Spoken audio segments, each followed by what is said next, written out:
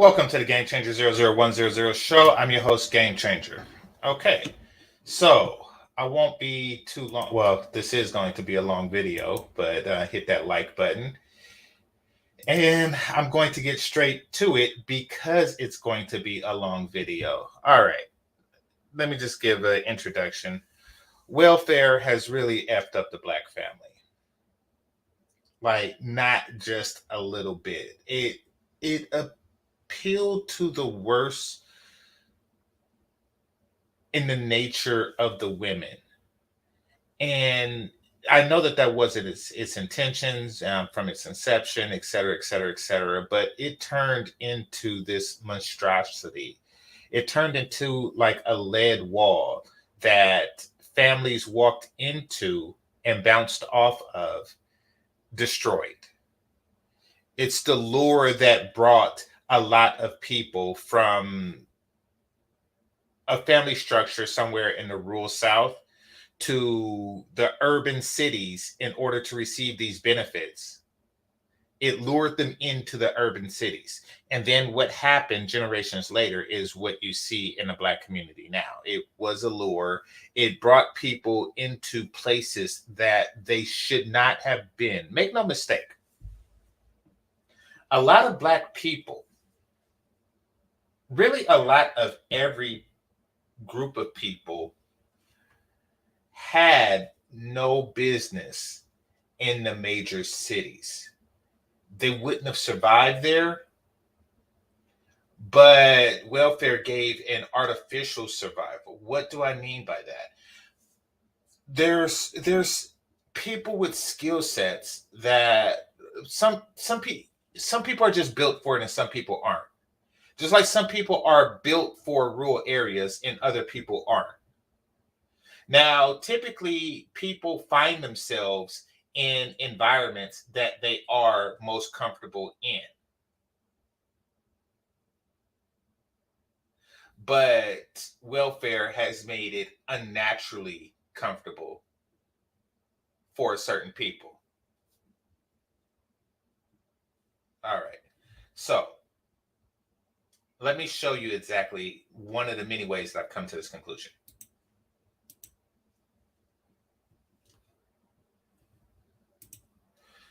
All right, fair use. Basically, I have three videos I'm going to cover, maybe four. One from 1970, the other from 1973, and the other for 1977. So, fair use. Month, there are about 450,000 families drawing welfare checks in California. Every 2 weeks, the mailman delivers a check to the home of Cynthia Jones. She, her husband, and two children collect $423 a month. Mrs. Jones has been on welfare nearly 4 years. Her husband has not worked since last December. Twice a month, she follows.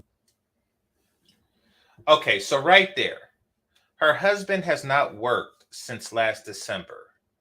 Now, one thing about developing parts of the world, or the country, I should say, rural parts of the world, is that there's always work for the husbands, or excuse me, there's always work for men, which is why immigrants come here. That's where they start off. They start off in the fields. Even here in California, they start off in the orange fields. They start off as tomato pickers, and they actually make more than people think doing these jobs. But there's always work in these particular areas. So typically what a person would do in that situation, they find themselves with a family and absent work, which happens, especially if you work in things like construction. Um, you go back because it's not for you. But this family stayed, and it seems like things are going to get worse before it gets better for them. She, her husband, and two children collect $423 a month. Mrs. Jones has been on welfare nearly 4 years. Her husband has not worked since last December. Twice a month, she follows the same. Now, actually, that's something interesting. I didn't pick up on that before. She's been on welfare for 4 years, but her husband hasn't worked since last December. So he was working while she was on welfare.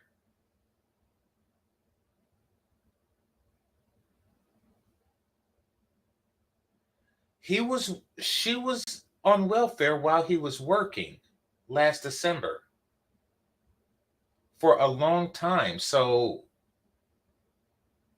I don't know what's going on here. I have to be honest. That's a head scratcher. Routine. First, she cashes the check at the supermarket, then goes to another part of town to purchase food stamps, $71 worth every month. Here's why that's vexing. Hit the like button. Because if a woman could have a working husband while on welfare, then this whole notion of kick the man out the house, et cetera, et cetera, et cetera, is completely squashed. Which means that the women who are single on welfare are that way because they want to be. The stamps buy $170 worth of groceries. There's rent, about $170. Utilities run $45. And she has a small insurance policy on her 3-year-old, $170 worth of groceries. There's market. Then goes to another part of town to purchase food stamps, $71 worth every month. The stamps buy $170 worth of groceries. The check at the store a month. This is for welfare checks in California. Every 2 weeks, the mailman delivers a check to the home of Cynthia Jones. She, her husband, and 2 children collect $423 a month. Okay, so $423. That's what I was rewinding it for, because I want to do the math on this. I want to see how they're budgeting this. And the reason why I'm going to be honest. Here, let me write that down first. I think that there's hoeing involved. I think that there's prostitution involved. I think that there's a direct correlation between welfare and prostitution, even when husbands are there and know about it. Gonna explain that in a moment as this progresses. Hit the like button. Mrs. Jones has been on welfare nearly 4 years. Her husband has not worked since last December. Twice a month, she follows the same routine. First, she cashes the check at the supermarket, then goes to another part of town to purchase food stamps, $71 worth every month. The stamps buy $170 worth of groceries.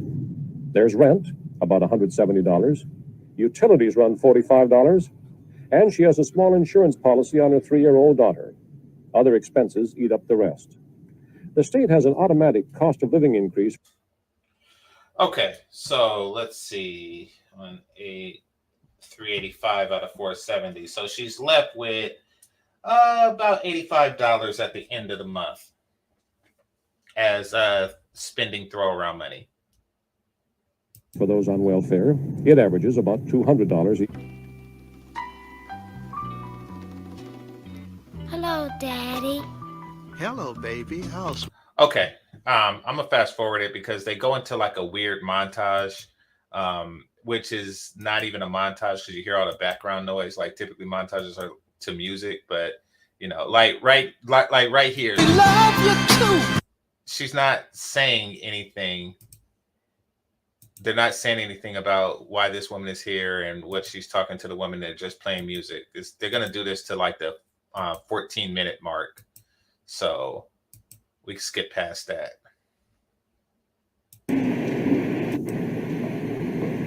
To fill this out. We're not. All right, there you go. Put your name here and your current address here. And I'll be getting out the food stamp by. Okay, this is property and income. Yeah, so they're not really. It's a bunch of this. I mess around here. Just right on it, then I will be late. This interaction here is interesting. Come on in here.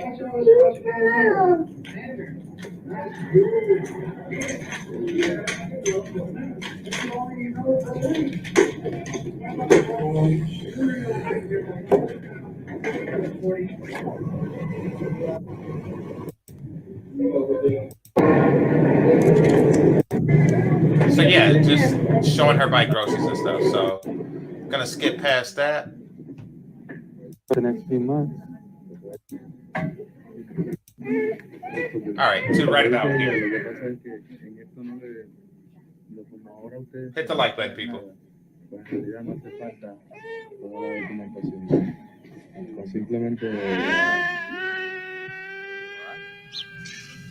Dorothy, when they were paying you welfare, how much a month did you get? $158 a month. $158 Yes. a month. Yes. And out of that money, what did you have to pay for your house, and what do you have to spend on your children? Well, I had to pay house rent, which was $66, Yeah. and it went up to $70. Then I had to pay light bill and gas bill, and I had to buy a little piece at a time for my kids. And the rest of the money I had left, I had to take it and buy a little food with it. Did you have enough money to go around? No, I didn't. How many children do you have? 6. You try to feed. I'm 2. Okay, this is not making sense to me at all, because the one woman who looks like she had 2 or 3 kids, she gets $470, and this woman has 6 kids and she gets $158. And the other woman had a working husband, and this woman don't have a working husband, and she gets significantly less. So I don't know what's going on with this system. Like, the fact that they find themselves in this system is, for a long period of time, is chaotic, really. It's chaotic. She has 6 kids. Now, the reporter is about to ask a question, and I'll just do a quick spoiler on that. He's about to ask about the kid's father. But the question assumes, and I'm assuming that this is the sign of the times, that there's one father. That there's one father, and this is the husband, because this is 1970, and the concept of multiple baby daddies probably didn't hit white America like that. The concept that a woman could have children out of wedlock multiple times did not hit white America that way. So so he is going to ask, where is your husband? Now, I want you guys to note her response to that. Somebody said, were they in the same city and state? I doubt it. I think one of these is in Milwaukee. So I doubt it. I can't imagine them being in the same city, but I can't imagine it varying that much from, state to state, city to city. But apparently it is. Connery. What is that? The other one had a house. This one had an apartment. So it's very weird. To the Union Hall. Yes. And I asked them, did they have any jobs? And he told me the only thing he had was maid work. In a hotel? In a hotel. And he asked me, did I want day work or night? I told him I would prefer night because my kids were going to school. And I got the job from 4 to 12. And how much does that pay you? It pays me $54 a week, which every 2 weeks I get 100. Sometimes it's 158 to 135. Now, that's a little more than you were getting on welfare. Yes, it was. Now, what happened to your welfare? She gets $54 a week, but $130 to $150. So she's getting more than $54 a week every 2 weeks. I don't know. Money. And it doesn't seem like she's taxed at all. When you started working as a hotel maid? Well, after I got the last check I got, I took it and bought my kids clothes and paid rent. Then I bought them food because I had worked out there and I had enough money then to buy them food like they should have and clothing. And I had enough money then to buy them food. So you didn't have money for food before? This is really sad what it's done to this particular woman, what the system has done to this particular woman. And I'm not talking about not giving her enough for food. I think what the system has done was given her too much. And that's going to become clear as this interview progresses. Did you lose the welfare money eventually? Yes, I got a letter in the mail. Told me that I had been terminated, which was the 31st of December, and said the reason that I was terminated because I didn't report of earning, which I didn't know you had to do it because no one told me about it. And they terminate me and I haven't received nothing else. So now you're trying to make do on your $54 a week. Yes. You have to pay a babysitter. Yes. And the rent. Yes. Light and gas. That's right. And feed and clothe yourself and the 6 children. Yes. When you were living on welfare, was it hard? Did you go hungry? Did the kids go hungry? Well, before I started to work, yes, they did. Was it hard on you? Yes, it was. Because I wasn't receiving enough money a month for those kids and had these other bills to pay.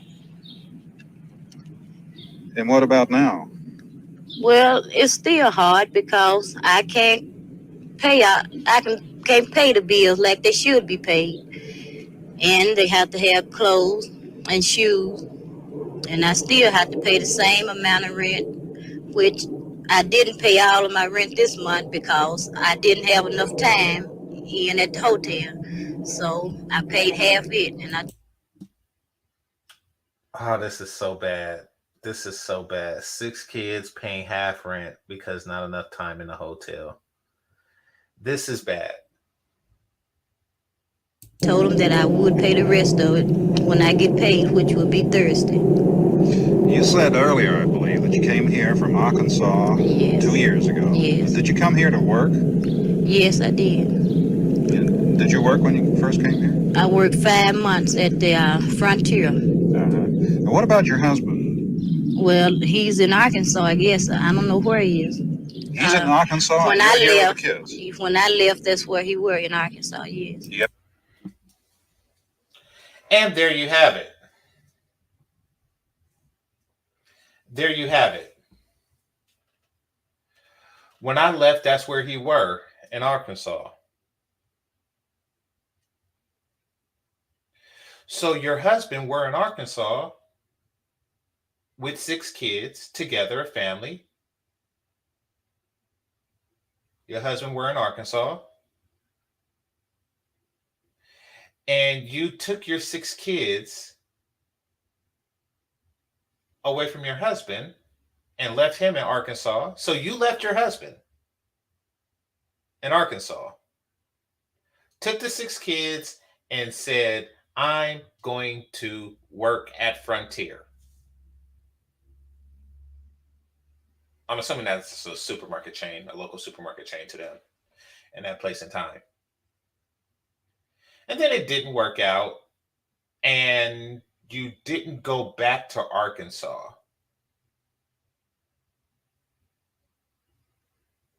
And that's when welfare became problematic, because it kept you in this horrid situation, and it gave you hope. It gave you hope, like, okay, I can make it work here with the government backing me. But it's still not working. Like, it's still not working for you. I'm saying that the family might have been better off in Arkansas, and as opposed to going hungry and, paying half rent and all of this crap. I don't know what type of man your husband was, but it does seem as though you literally left your husband for an opportunity to work at Frontier grocery store. You did declare your independence from your husband.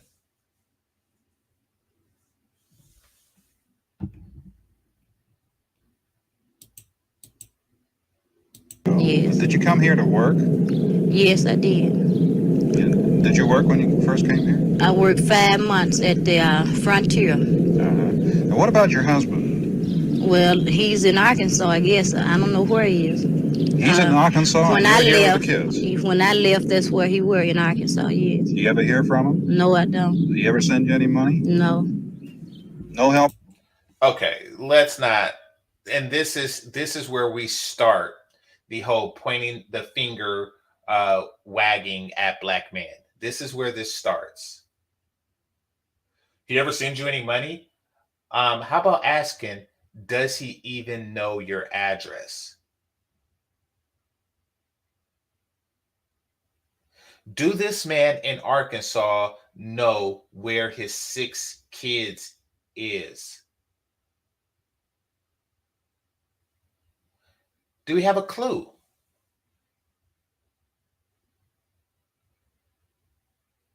Or did you just up and leave? He probably don't even know where to send money to.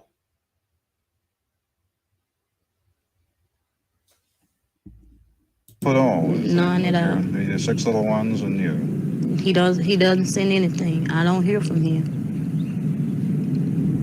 Do you reach out to him? Should be a question that he has. You see, here's the thing.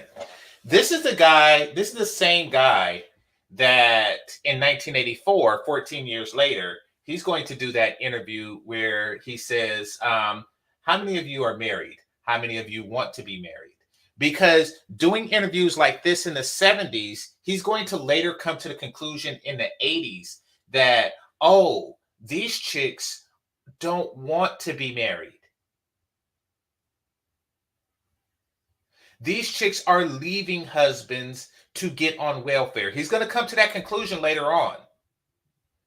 But right now, it's about the men because he's new to it. Right now, it's like, wait a minute, he can't fathom a woman being so stupid that she would leave a husband in Arkansas to be a single mother of 6 working at Frontier.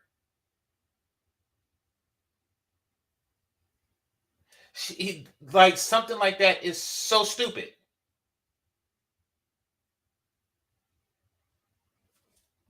That he can't imagine it. Okay, just wait there one moment. Bruce, do you have anything else you want me to ask? Sure, roll away. No, I haven't. No, wait a minute.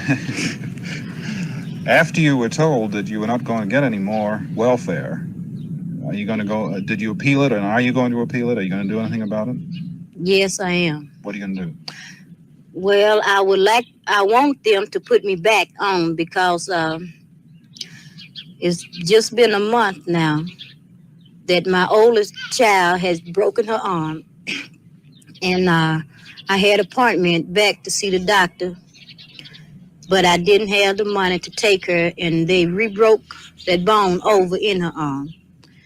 And she was going around, said it was paining her, so I took the cast off her arm myself. And the doctor called and asked me why hadn't I brought her in, and I told him I didn't have the money, and plus I had been cut off ADC. Hey, but are you going to go to Inez? No, Did they tell you that you could appeal against your loss of welfare? they didn't tell me anything. The letter they sent you didn't tell you that you could appeal? No, What did it say? it just had on there that it was in a little block, and they had that checked off, that you have been terminated for the following reason that you. Okay, somebody says the soundtrack in the picture seems out of sync. It is out of sync. This was filmed in the 70s. Be happy it's in color. Like, this is the 70s. Yeah. You didn't report of earning. And that's it? And that's it. No, you can come in and talk to us about this? No, or you it can wasn't. appeal? No. Or that's final? That was all. Okay, thank you. Ma'am, do you believe in this protest? And if so... Okay. So, yeah, that story sounds suspect as hell. But, okay. I'm going to do a separate video on this, but I want to make this video a very major production. So I actually have to learn some things about animation and stuff like that before I even do this video. But I definitely want to do this video about city girls, how big cities destroy families, et cetera, et cetera, et cetera. I really want to make a big production out of that. But I will say this before the video, and that is women are naturally, being social creatures, women are naturally attracted to big cities, bright light, big cities, Sex in the City type women of all races. They are attracted to it in a way that men aren't. Men look at cities for practical purposes only. Women look at cities the way men look at beautiful women. Like it's, and they look at rural areas, agricultural towns, et cetera, et cetera, et cetera. They look at that as prison. But just like but a major city is like crack to them. And of course, crack isn't good for you, but the allure of it, the women just like the company of others on a scale that men would never. You know, we seek the company of others for practical reasons. Like if we go to war, we want as many men near as possible. You know, we that's why. Or if we have a job to do, we want as many hands on the task as possible. It's not a social thing, you know, like when we work, we're not working for the water cooler. They want to be around millions of people. You know, that's just what it is. They and see something new and new people every day. That is the life for them. And it's to a degree that is completely unmeasurable. Like women back in the, you know, during this time, during the prostitution heyday, during the pimping hoe days and stuff like that, it was huge for girls from rural Arkansas towns to meet this flashy Chicago or this flashy New York or this flashy Detroit guy. And he says, I could take you to the city. So it wasn't that he was seducing her. It was really that the city was seducing her and he represented that city. And, you know, it didn't matter the lifestyle that they were leading because they were just a part of the bright lights and big city. You know, it's amazing. It's so a lot of women like this, like the last one we seen, found themselves, you know, attracted to that, and they are going to endure any hardships in order to be that, you know. Sad but true. I love the song. This is the number one pick me song of all times, in my opinion. And I love it. Midnight Train to Georgia. And for those of you who was born, you know, this side in 1994, the Midnight Train to Georgia is about a woman, Gladys Knight, who was in love with a man, and you know, he went to LA. He wanted to be a movie star, but he didn't get far.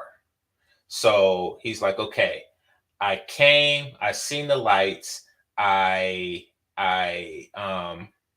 it didn't work out like it don't for most actors, but it works out for sometimes, and salute to him for trying. And he said, okay, LA is not for me. I'm going to go back. I'm going to go back to Georgia where I can find work with my hands very easily. This city life is not for me. And then she said, I would rather live in his world than live without him in mine. Now that part is key because so many city women now, and we are the descendants. I bet you everybody here is from a major city. Like me, I'm from Oakland. You know, we are the descendants of women who decided to stay in major cities, meaning that they chose to live in their world and live without him in their world. And welfare helped to facilitate that decision. Now look at this chick. Yeah, Green Acres, yeah. So look at this chick here. What we're about to see now is the entitlement mentality that welfare is instilling into women. And I'm going to get into the foreign women later. I'm going to get into, you know, passport bros, and because people are talking about foreign women are going to become Americanized. I'm gonna show you what's happening to American women and how it's very unlikely that foreign women can follow suit. Hit that like button. Why? Yes, I believe in this protest because I believe that the people of Milwaukee are not getting back their fair share in taxes. Milwaukee gets back 1/3 of all the taxes it puts in. I say that the other 2/3 can be dived into to meet the cost of the welfare on this, and I refuse the used clothing because I see this used clothing as a means of double taxation used in this state. People have put money in for the welfare already, and this money is not being used for the welfare. This is why I am protesting. Tell him what you want. Was this? Okay, that was a very, very, very strange woman. I don't know if she's touched in the head. If so, then it's good that she's getting the help she needs. But essentially, what I gathered from that is that at the time they were giving used clothes to kids, and these people were so entitled that they are refusing used clothes and demanding new clothes. So I guess beggars can be choosers. Now, this is 1970, somewhere thereabouts. This is 1970. The entitlement mentality is staggering. It's staggering. And so, which means that we're 53 years into it. Like, they started off like, you know something? You're giving me free rent, free clothes, free food, but not free clothes, or not free new clothes. Apparently, you're giving me free rent, free school, free clothes, et cetera, et cetera, et cetera. But the clothes are used, and we want new clothes. It's essentially what they're protesting. It's staggering to watch beggars choose.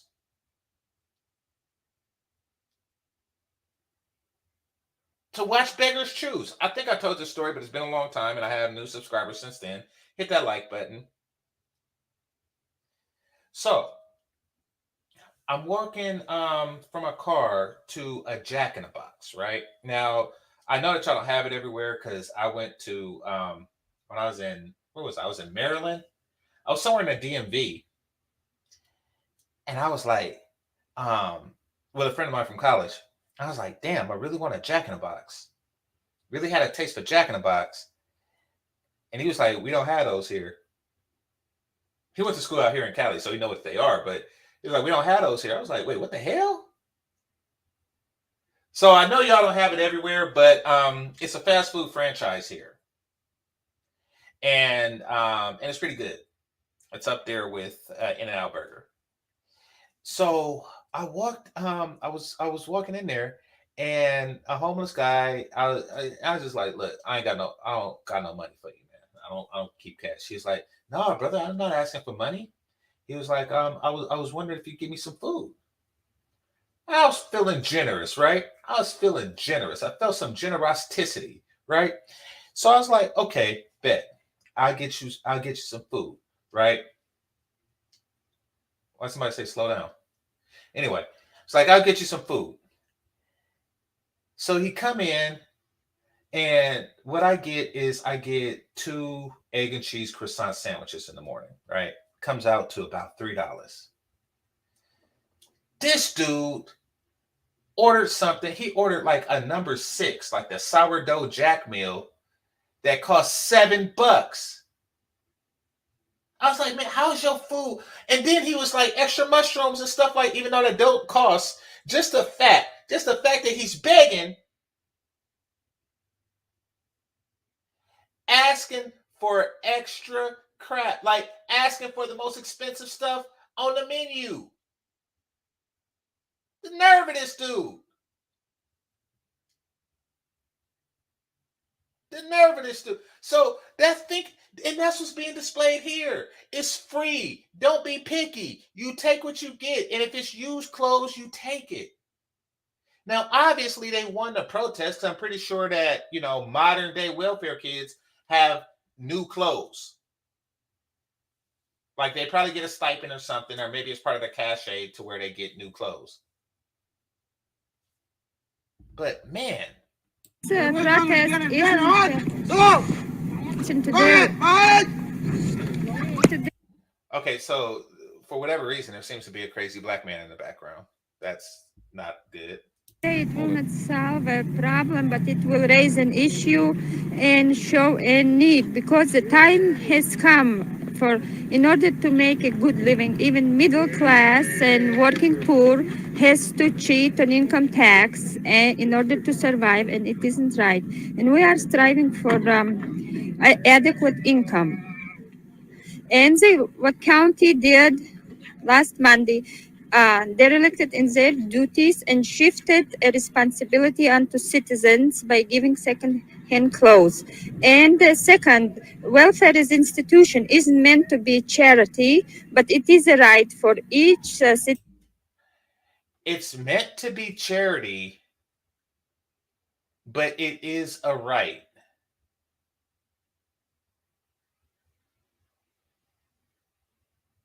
Since when is charity a right? So somebody's trying to put her accent. If I had to guess, I would say Nordic or Albanian, or if it was Slavic, probably like the Czech Republic. I don't know. It's kind of hard to. This is a tough one. This is a tough one. I'm hearing like something like Nordic, Albanian, or Czech Republic. This is a tough one. I don't know what she is. I don't know what she is.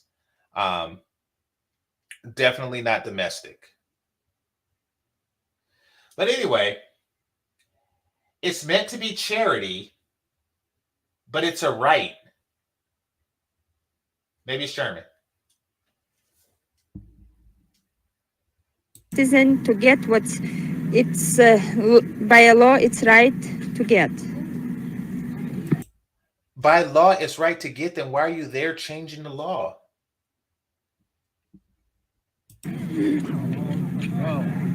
Ma'am, why do you believe in this protest? Adequate clothes for my children. I want the dignity of buying clothes for my children. And you're not buying it. I want the dignity of buying clothes for my children with money you give me.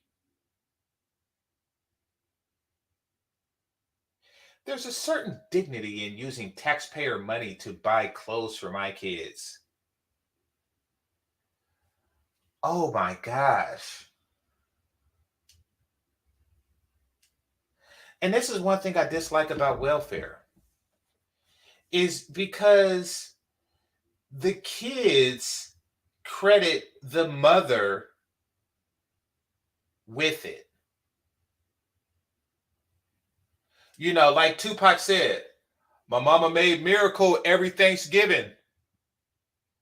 No, she didn't make that miracle. And it wasn't a miracle. She spent the money others gave her and didn't give credit to the others. You gave credit to her. Just like she wants the dignity of buying her kids school clothes. So the kids will look at her as like, yeah, my mommy gave me school clothes. I owe my mommy everything. My mommy is great. A dear mama, you are appreciated. It's like, nah, you're taking other people's stuff. You're taking other people's stuff, and then you're using it to buy your kids school clothes. And when the kids say thank you, you say you're welcome, but you're not saying thank you to the system that's giving it to you. The entitlement is spectacular. I want the dignity of buying my kids school clothes, then work, marry, Live in Arkansas. Be a homemaker. Like, what is that on your head?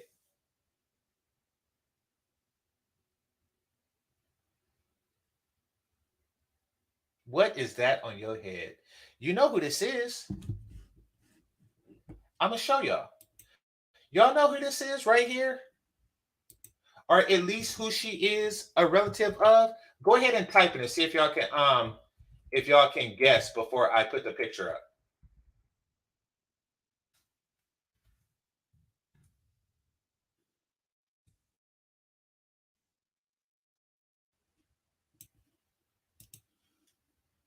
All right, I'm getting it now. Nope, nobody got it right yet.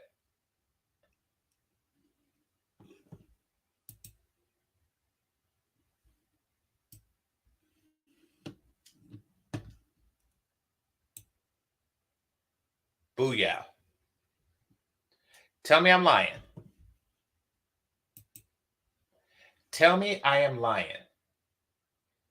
Tell me that is not the Booty Warrior sister.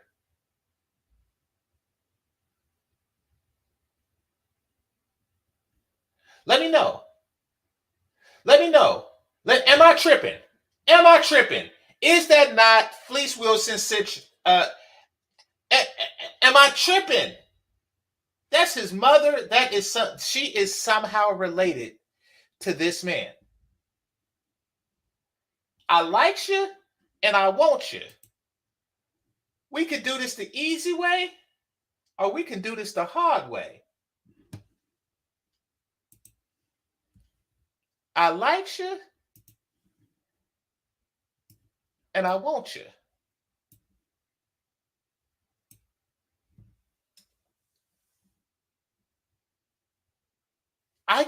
Glasses, the headband.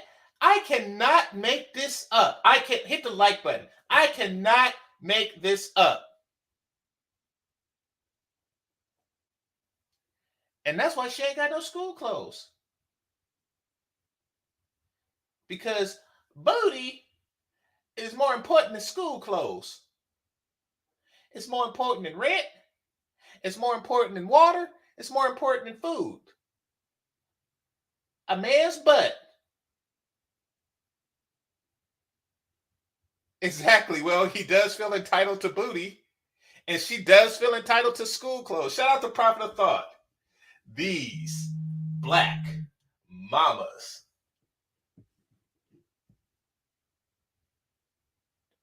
You got 1970s booty warriors. Booty warriors demanding school clothes. I need school clothes. I need new clothes because we need to clothe the booty. That is the way that we get the booty, is once the booty is clothed.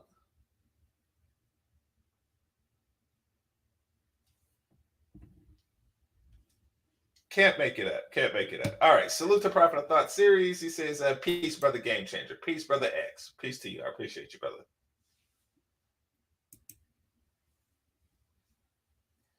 No, let me correct you. They had a whole smorgasbord of others. They interviewed a woman who, I don't know what she was, but she seemed touching the head. And then they interviewed another woman who was German. She was obviously of European origins. Like she's either a recent immigrant or a first-year migrant. And now they have the black woman. But now and then they're gonna have another type of woman. So we'll talk about that. Yeah. Ma'am, why do you believe in this protest?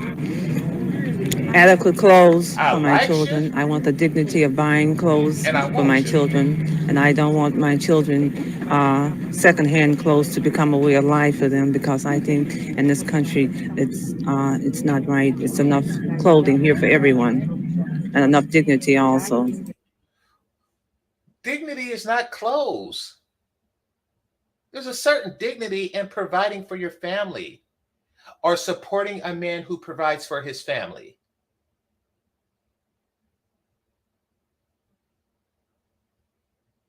Like welfare is, and don't get me wrong, I understand its need to a certain extent, but it is perpetual charity.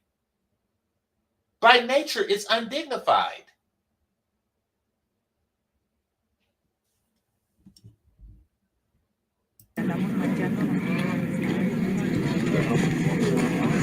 Okay, anyone else? I want to say Spanish and chicken. Well, I want one statement from somebody, and I want it to be clear. In this protest, I believe in this protest. This is the first time I've been in these riots, but it seems. Okay, I'm going to just attribute what she just said, because she called it a riot, which is like WTF. But I will just say that there's a language barrier, and she may assume that any move for political change is a riot, which is sad that somebody will come to this country with that understanding of it. It is. But yeah, I'm going to say this. Of all the people interviewed here, she is the absolute worst. This one here, not the booty warrior sister. This one right here is the absolute worst. And we're going to see why. That it's our rights to protest because our children are needed, and it's about time they give us some help, because I cannot live on where we are living. And I believe it's about time that they give you help. They give you every help but new school clothes. If you are complaining about school clothes, then it means that you are helped in each and every single other facet of life. And now you want more help. So now you're like, it's about time that they give me help. The entitlement, this is the entitlement that welfare is producing in its population. And that sense of entitlement extends to interpersonal relationships. that the rights of we are fighting, it's for the rights of the benefit of the city. We're not trying to overthrow the city or anything, but these things have happened on account of violence. They don't want to hear us, and I think it's our right to fight, and we're fighting only for the rights of our children. The children, it's the profit. New clothes is not a right.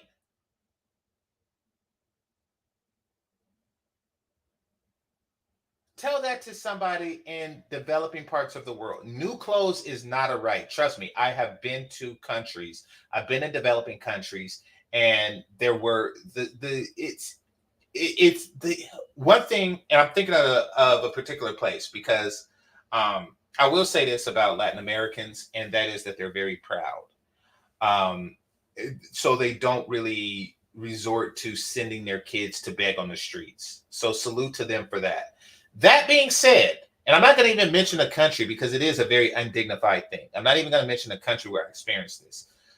That being said, there exist countries where kids are begging on the streets with no shoes. And it is very, very, very uncomfortable for tourists when that happens.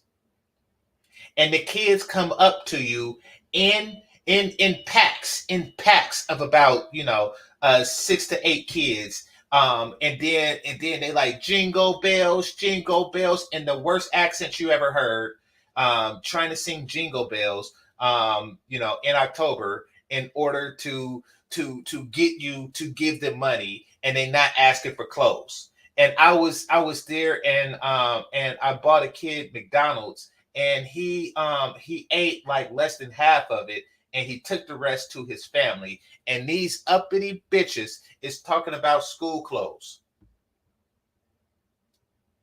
New school clothes, or not even school clothes, new clothes for the kids.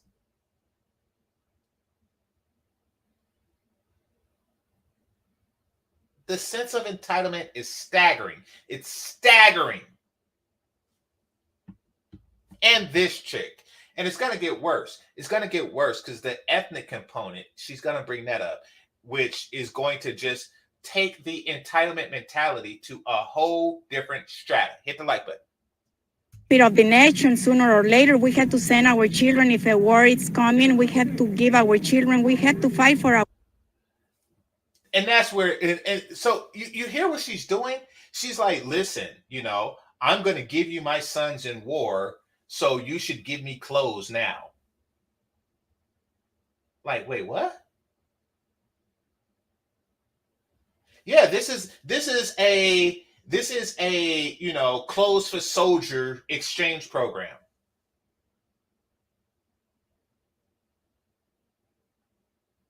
That is her thinking.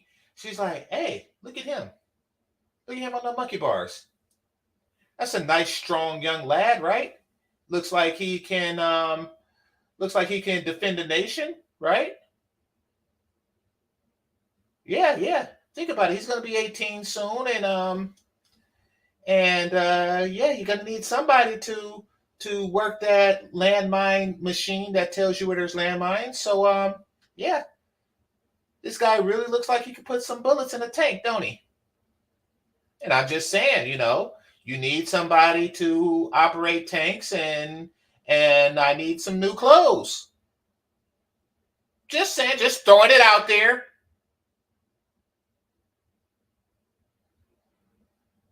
I mean, SEALs don't Navy themselves, right? So, and yeah, it'd be nice if there was some clothes involved.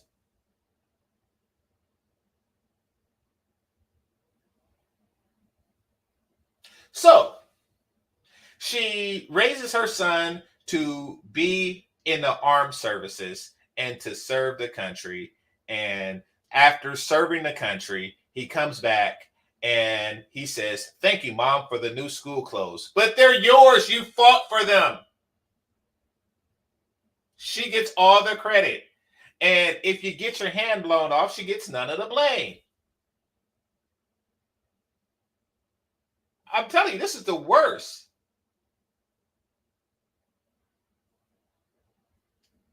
Okay, so Barry knows the place I'm talking about. It is the start. I'm gonna tell you, that is some unnerving crap. But I bet you the parents aren't some uppity. Let me continue. Our country, and the skin is that we don't only need used clothes, we need furniture, we need things for the house. We need furniture. You should get me furniture. The entitlement.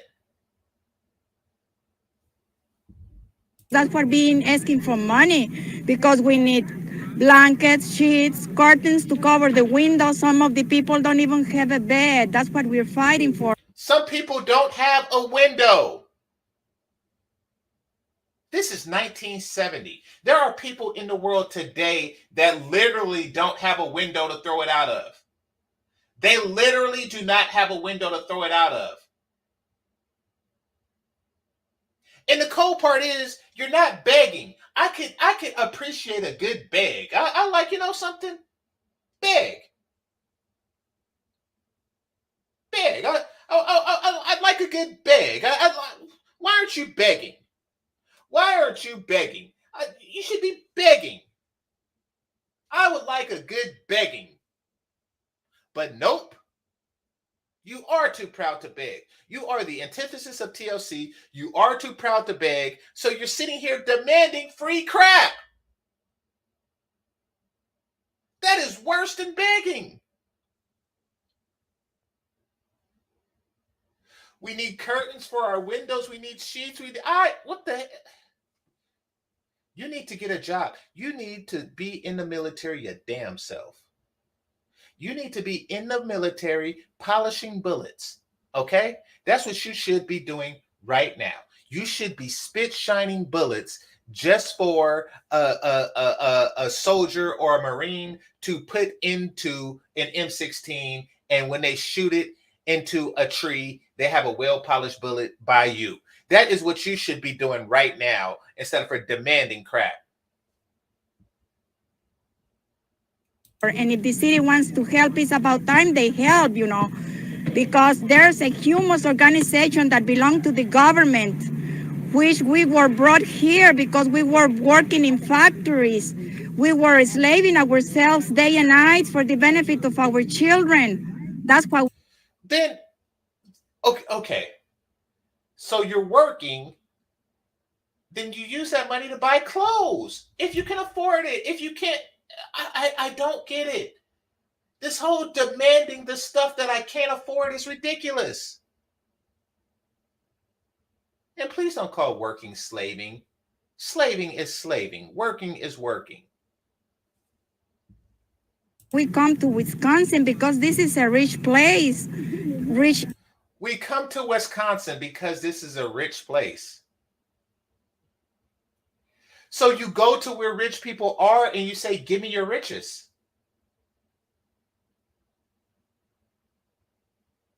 Okay, so let's work on that logic. Wisconsin is a rich place. Then that means that you get better hand-me-down clothes because you're getting rich people's clothes. Oh, Lord. Okay. Industry, but we're not trying to steal from people like they wrote in the newspaper that a lot of people steal a lot of clothes from that Boston. That's not true. The only thing is that we want it to be hard and all the doors had been shut to us. We're trying to work, but we don't have work. We had to raise our children and send them to school. The Humus organization is being helping. It's a government organization from where I was brought. And what seems that the city of Milwaukee haven't make their own corporation, and it's about time that the commissioner or the city county or somebody do something about it, because a lot of people don't have beds to sleep. The Humus organization is been gathering it from people who've been donating it. If the city wants to help, we don't need only clothes, we need furniture, blankets, sheets, things for the house, and a lot of clothes for the children. There's been some clothes we're watching there. We cannot use it because I think Okay, actually, she wasn't the worst. I remember the worst being Spanish, but it wasn't her.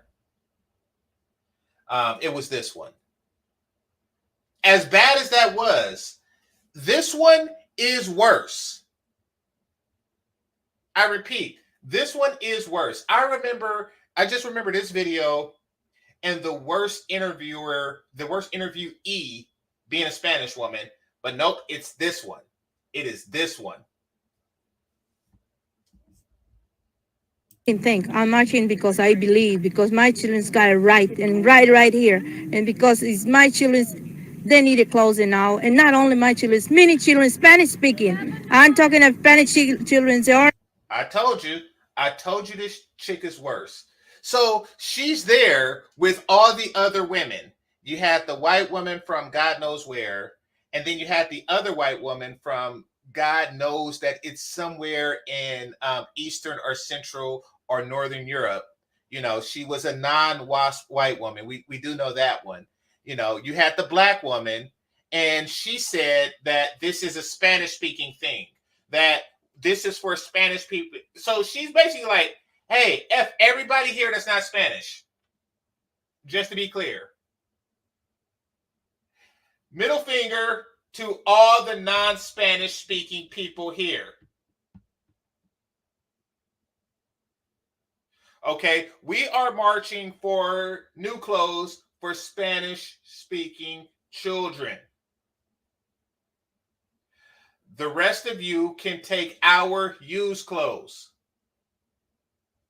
For some reason, our begging is more important than your begging. I'm telling you, this one is the worst. This one is the worst. All right, so like Marilyn said something, I'm going to talk about this. I'm going to talk about exactly what you said. I'm going to put it up here because I'm going to talk about this. And yeah, I will.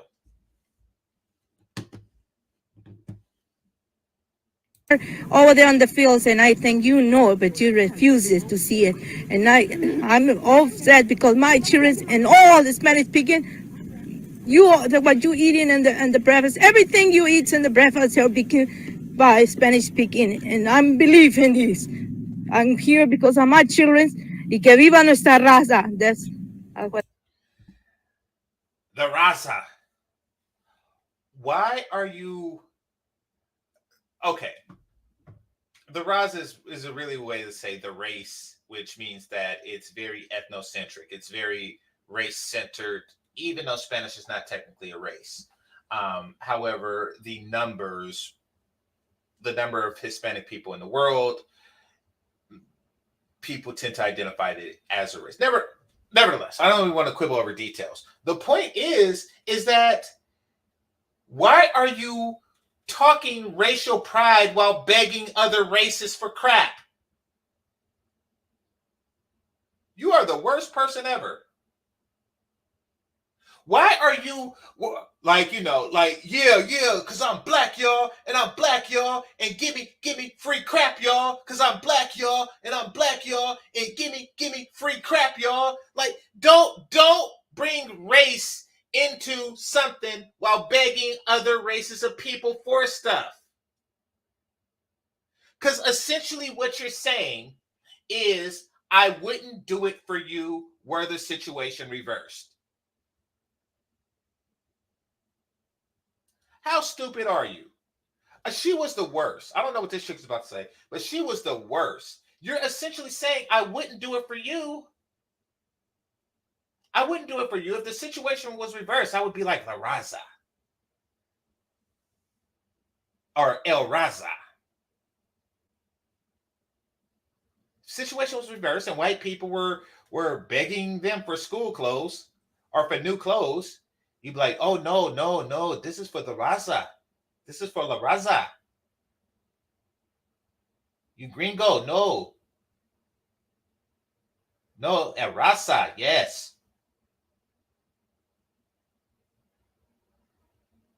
You're essentially just saying, you're appealing to a group of people that you know is more benevolent than you. How are you begging under these circumstances? The sense of entitlement is staggering. It is staggering.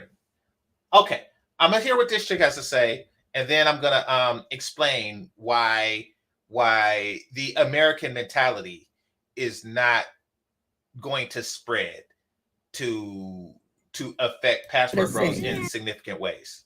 Hit the like button. I believe in this I not only believe in this protest being right, I know it's right. Welfare Department do not give adequate clothing for the needy. All you have to do is walk through the ghettos to see this. And you'll see all the things that are needed. These mothers are right, and everybody know they're right, whether they say we were wrong or not. We know we were right. We were ready to die knowing we were right. Oh, crap. Oh, crap. I didn't know that one. Oh, crap. So I must have cut it short when I watched it before. But she said, I'm ready to die for this.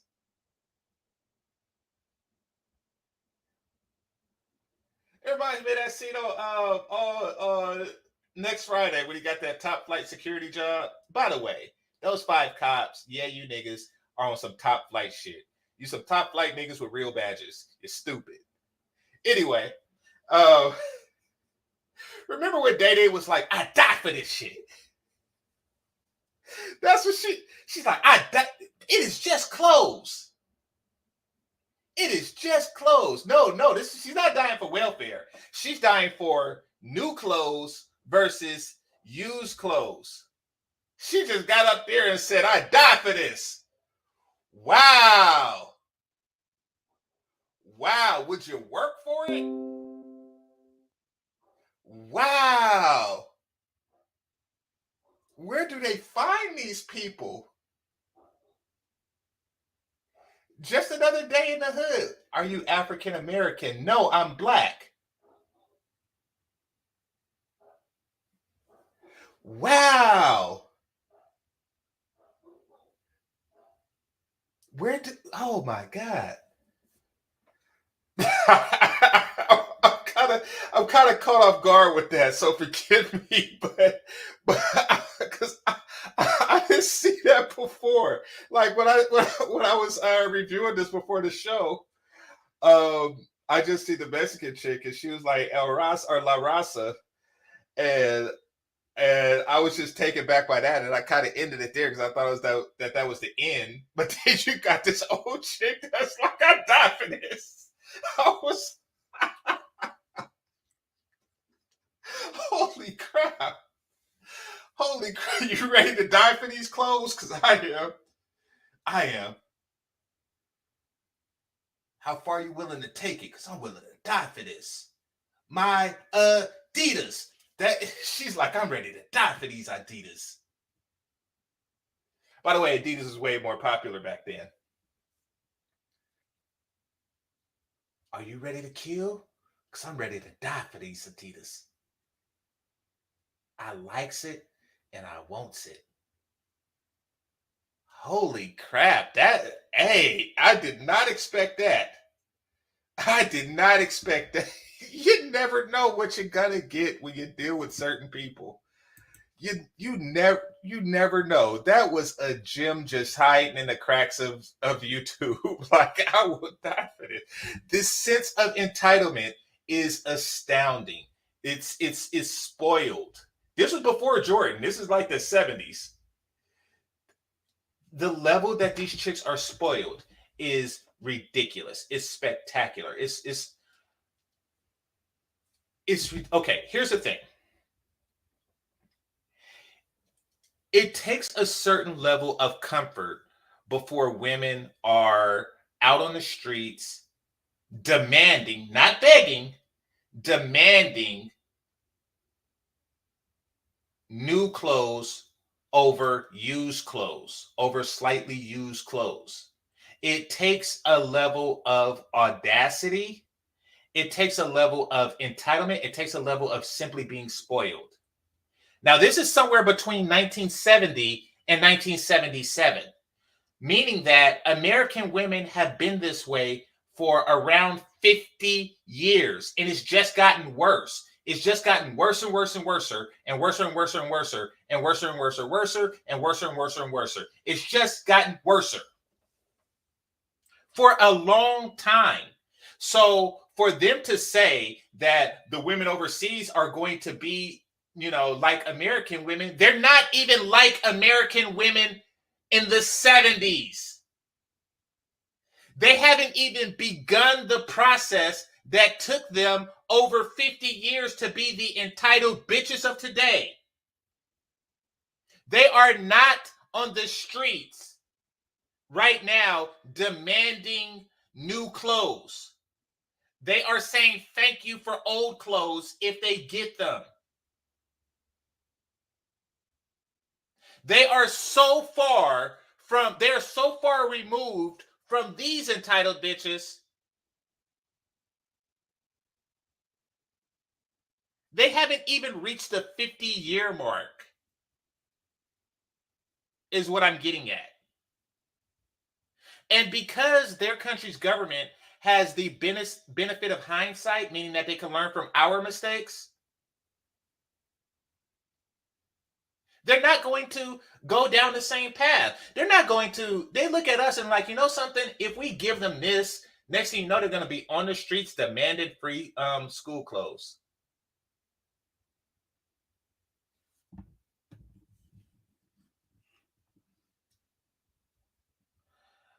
All right. So, Kenneth Wright, I got you. Hold on.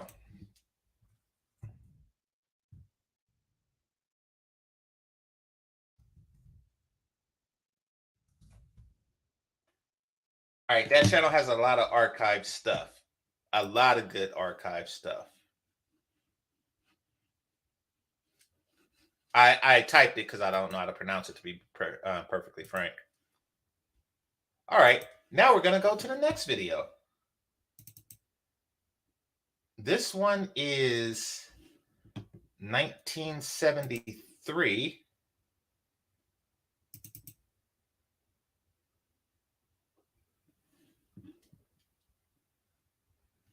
Oh, that's a picture. Hold on.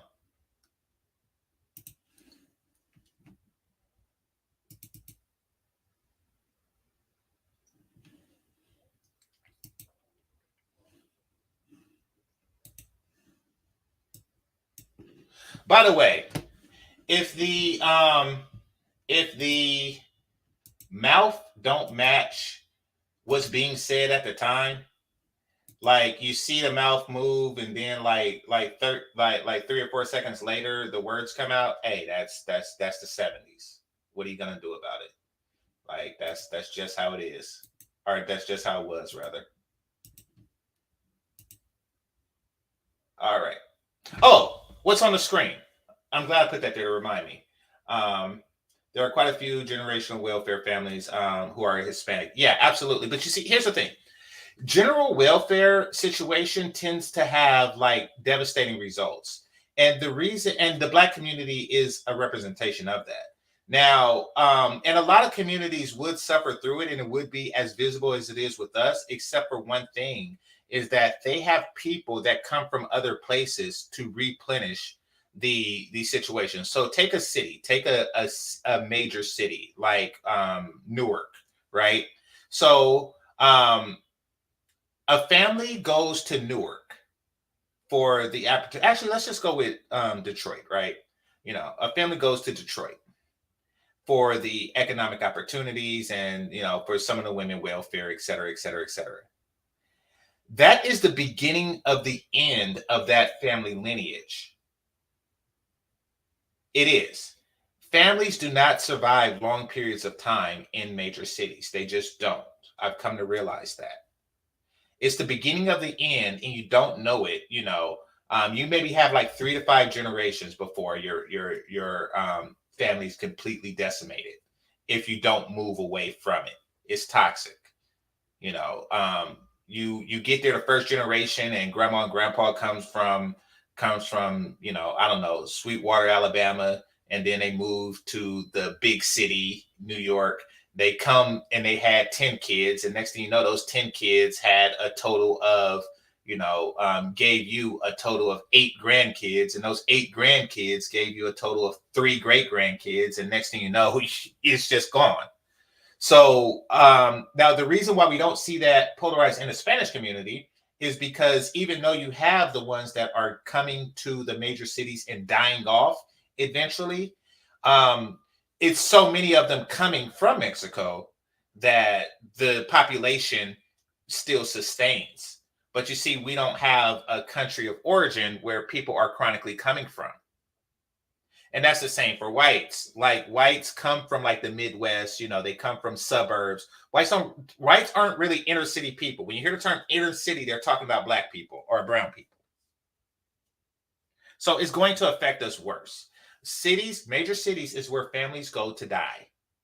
A slow death, but a death nonetheless. All right, so I'm glad I kept that up there so I can get that point out.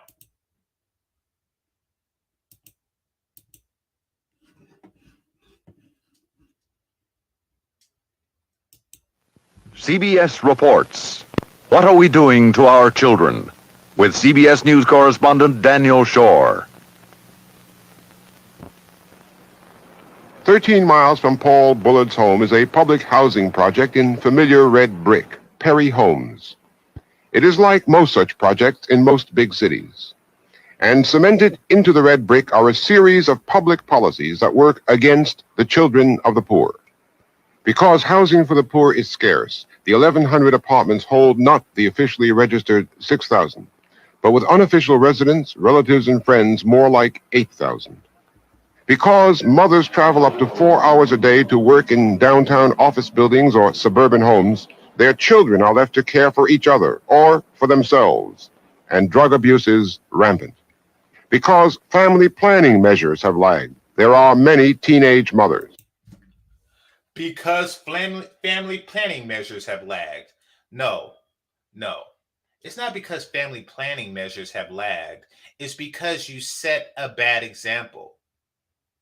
You're paying people to become single mothers, wondering why little girls are choosing to be single mothers.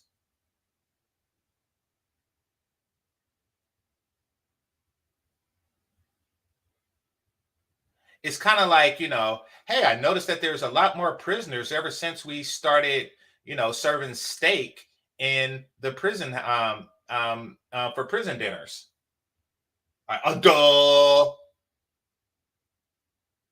You're paying women to be single mothers, and it's like, hey, yeah, so there's a lot more single mothers now.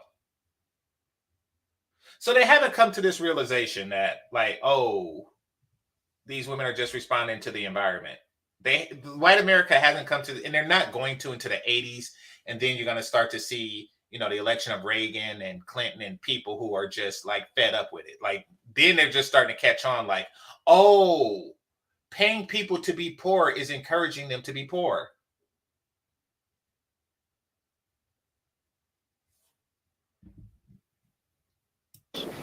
Do you find that there is an incidence of young girls becoming pregnant? Yes, we have a high rate of that too. At about what age? Well, I used to say age 14, but I think I'm having to back up and say age 12. Because the Okay. Now, the teen pregnancy rate has dropped significantly, and that's because of the 1996 welfare reforms that Clinton made. Significantly. I'm going to pull up the stats if I can find them. I know I pulled it up a couple of days ago. Actually, I've been planning to do this a while. You know, but yeah, I mean, once you cut off the spigot, then it's less teen pregnancies. You're paying people to be single mothers. What do you expect? And white people not really understanding poverty, and I'm talking about the ones who, of course, didn't grow up in poverty, are under the impression that nobody would choose to live like that. Nobody would choose poverty. I think Destiny just said some crap like that. Nobody would choose poverty. Yes. Yes, somebody would choose to, especially if that's all that they know. You see, you don't see it as poverty because it's a very relative thing. I mean, until recently, it's a very relative thing. Like if everybody around you is at the same, socioeconomic level, you don't really see how low of a level it is unless you one day just visit a mansion or you see how the other half live and it's like, oh, damn, where are the roaches? Hit the like button.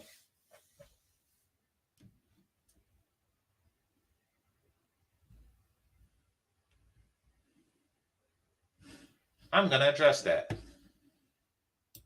Because we all had, don't act like you, we all had ex-girlfriends who were, well, I don't count the generations, but I know at least two. I do know at least two. Actually, she was working on three. I'll tell you that story. But yeah.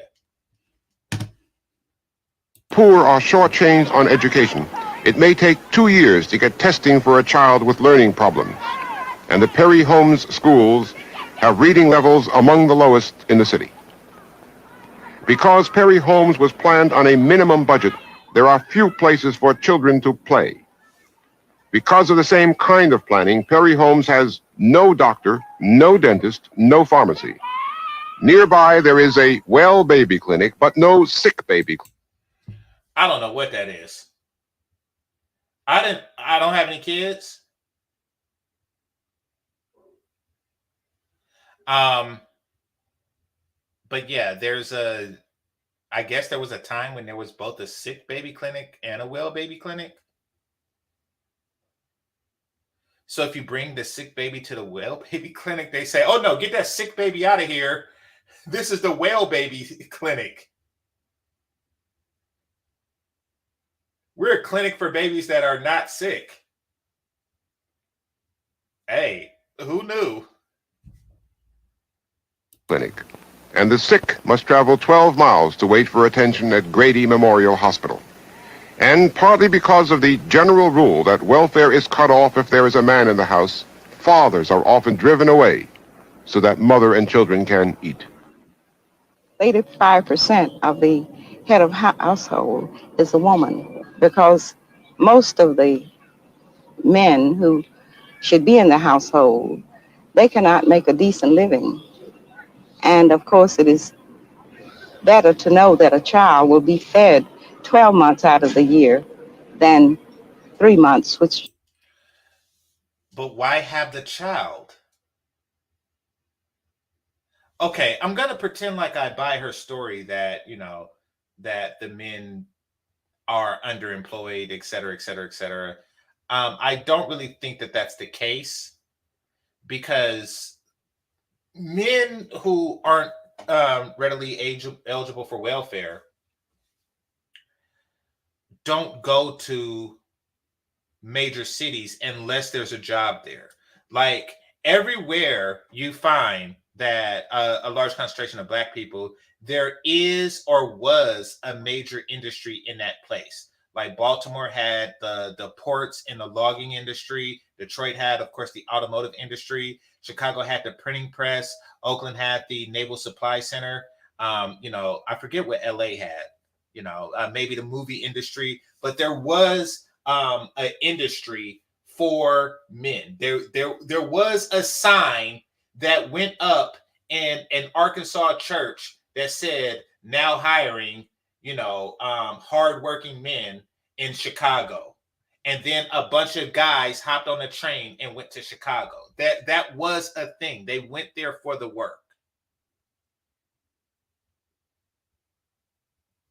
So miss me with that, but a lot of women, when given a choice between submitting to, no,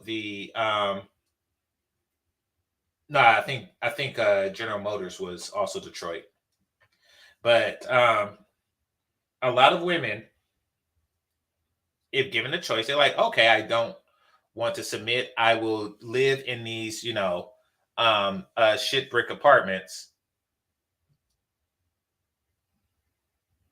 where I have to take my baby to the well baby clinic and not the sick baby clinic. During the summer when construction work, you can make a decent living.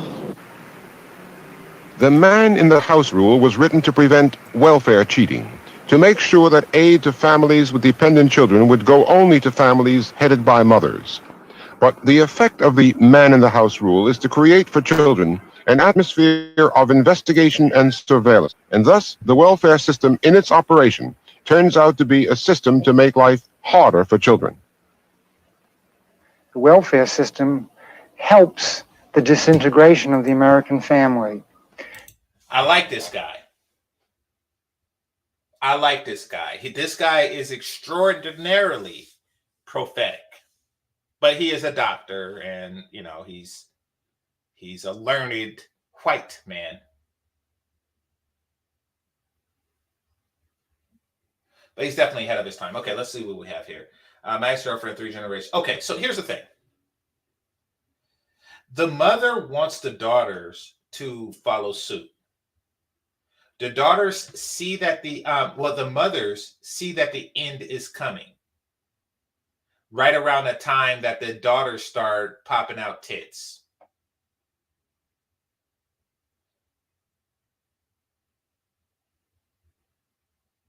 So, because welfare only is for the needy family, right? And you need minors. You need minors in the family. And, your daughters start turning 14 and stuff like that. And, she starts popping it out. She starts, she pops out of her training bra. And then you're like, okay, so you're about to be an adult and we need a baby in the house. Now, they don't say that, but they do just kind of encourage it.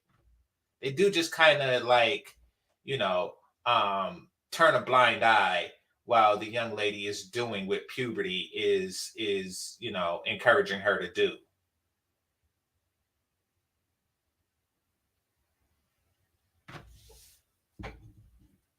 Damn it, Pablo. All right.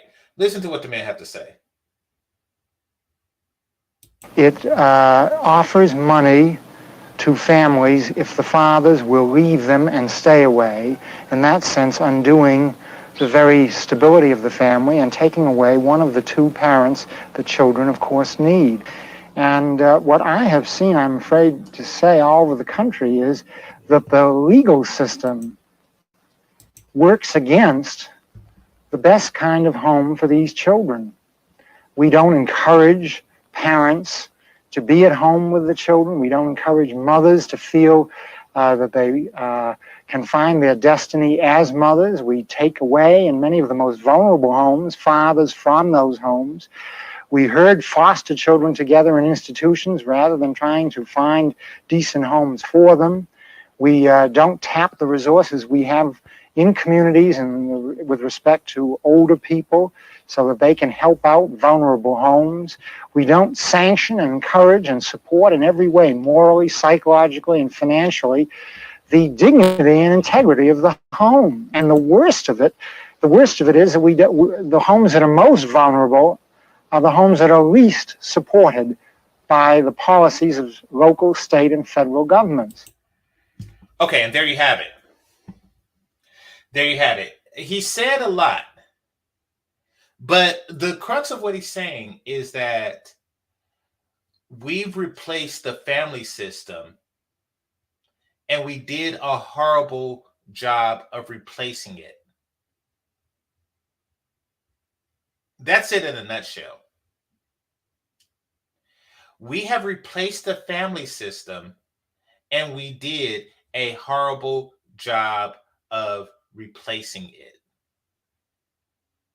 Because stuff like taking care of the elderly is something that in the US and in the US in the past and in the developing world now is something that families did.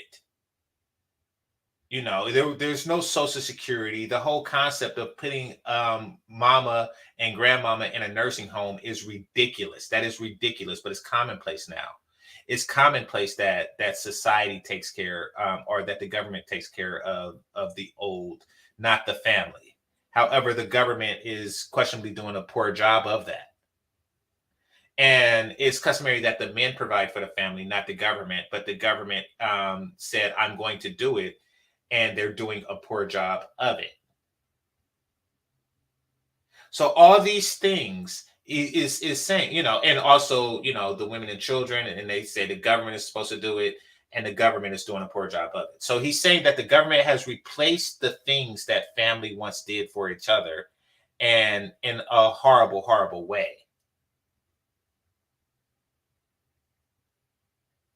And it's encouraging people to accept the government over family, and then the government is just being crappy at it.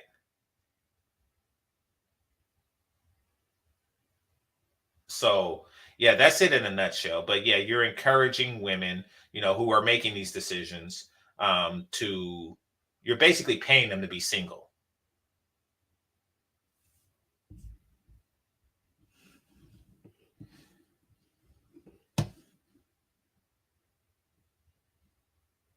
Somebody says, so the government is a terrible parent. The government is not only a terrible parent, it's a terrible child.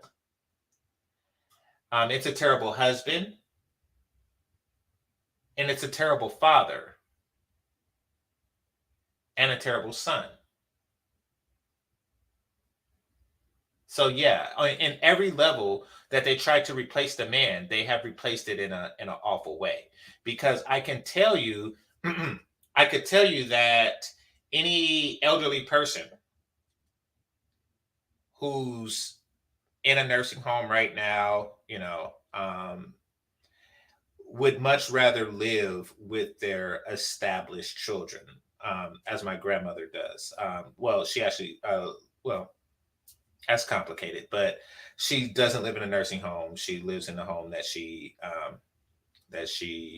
made for her children, and her children takes care of her on an as needed basis. So she's surrounded by love, and she's not like in one of those homes. So when I was at university,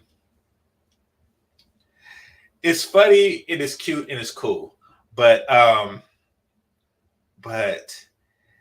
it was like a group of 75-year-old men,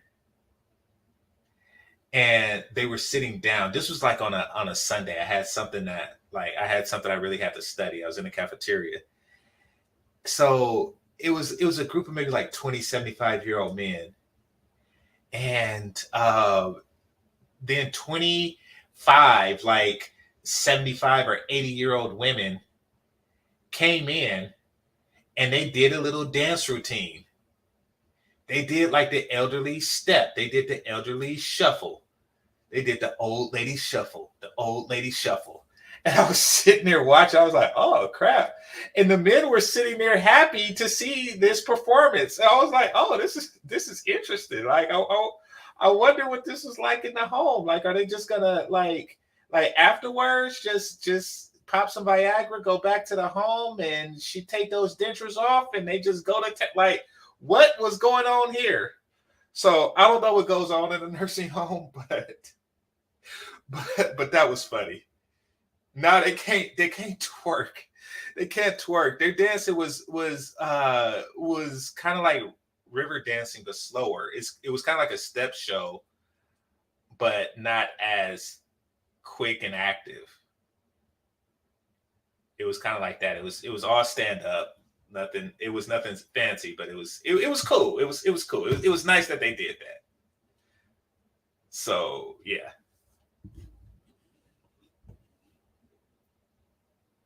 And no wonder then, out of these more vulnerable neighborhoods. Somebody said old lady AKA line. Nah, it was they were white.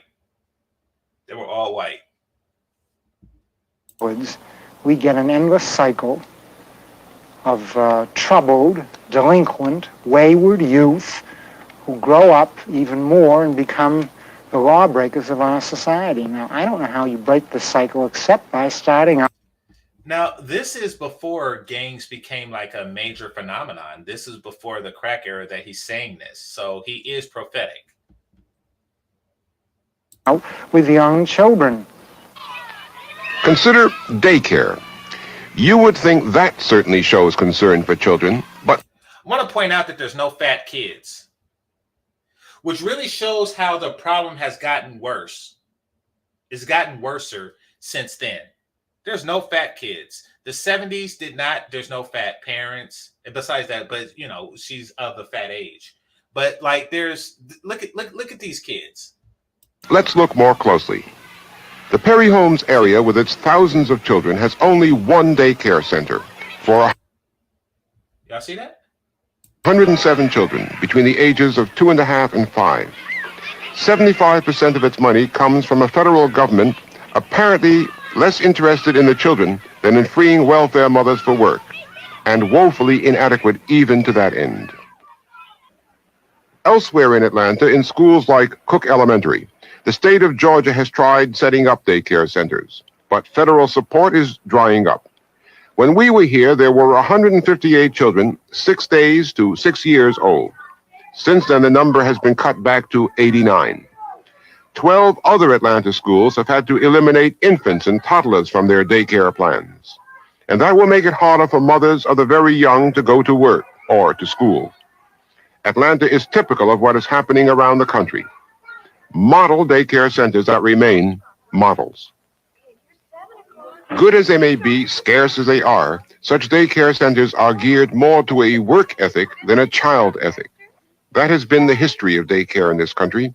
Crash programs in time of emergency like war to free mothers for work, and swiftly wound down when the emergency was over. Now daycare is billed as an answer to the welfare emergency, written into legislation that would force mothers to go to work.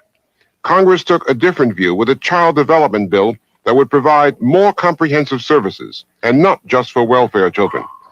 President Nixon vetoed that bill as too costly, as going... Okay, not much to say here, but I will say I do remember daycare. Daycare was a lot of fun. Daycare was a lot of fun. Daycare was like the club for kids. And then, like later, daycare for me, and this is just for all of you parents who probably don't remember, the kids' point of view. But if you have a choice between a babysitter and daycare, choose daycare. It's a lot of fun because we like the company of other kids. Too far towards what he called communal control of children. For the working poor, too poor for private nurseries, but too rich for federal subsidy, care of children is left to their own makeshift arrangements. This is a project set up in a New York church, unlicensed, paid for by their parents, with a non-professional staff assisted by mothers giving a day a month each. Many unofficial daycare centers are much worse. Child warehousing, the specialists call them, but those we could not film. In these improvised facilities, the children must go down 2 steep flights of stairs to visit the church's only lavatory and for lunch, and up 2 flights again for naps on the church floor. And the parents of these are lucky to have found even this solution to their problem. Fewer than 10% of the children of the nation's working poor are in organized daycare programs of any kind. Okay. I don't know, but I kind of know that the daycare I went to was licensed. It wasn't like somebody's house. It was an actual, and it damn sure wasn't the church floor. It was an actual place with a sign outside and paintings and murals and stuff outside and inside that said the daycare name. So I doubt that they're just like out in the open like that and it's not licensed. And she did it for years. In fact, I visited her as an adult in my 20s and she was still doing it. You know. So, you know, and she still had kids there and everything. And I remember that. Oh, quick side story. And this is something that stuck with me. Because remember, I was a kid in the 80s. And she had, I don't know if he was a friend, maybe her husband or something, of the daycare owner. She had a guy come and talk to the kids, right? And he had an eye patch. And, you know, he was talking to the kids. And of course, I'm a kid and I'm curious. I'm like, hey, what's underneath the eye patch, right? I should have never asked that question.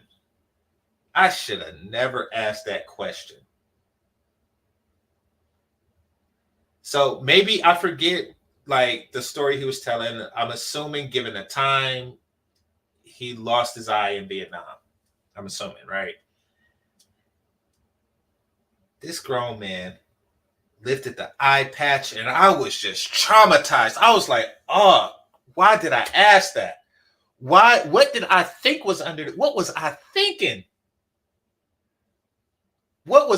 Curiosity kills kids. Don't do, fellas, if you got an eye patch, just let it, just let the kids' imagination run wild. Don't do no crap like that. Yeah, he showed what's underneath the eye patch. It's like, I didn't want to see that. And the fact that I remember it today, the fact that I'm in my 40s, the fact that I remember it today really says something. But yeah, that's one of the, yeah, it's a natural thing to ask, but don't, yeah, anyway. Fewer than 2% are in programs good enough to be called child development.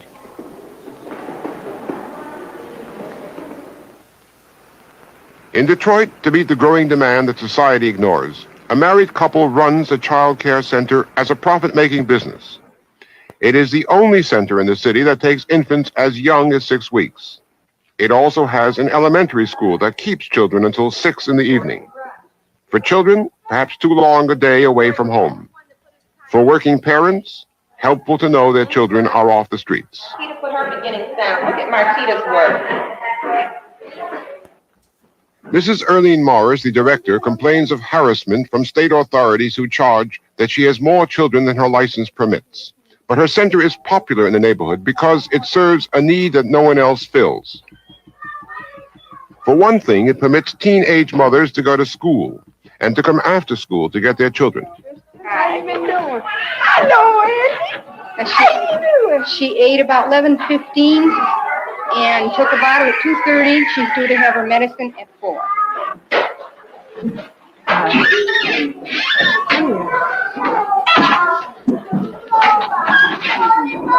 Bye-bye.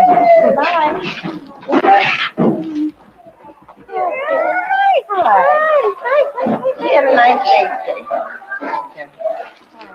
I shall find you something. Do you want her bag? Okay, wait. The center boasts that it is the closest thing to mama, but it bypasses the question of whether that is close enough. Dr. Robert Coles. I don't think anything can replace parental care. This is true. Nothing in the world is a substitute for the affection and also, I might add, the discipline that children need.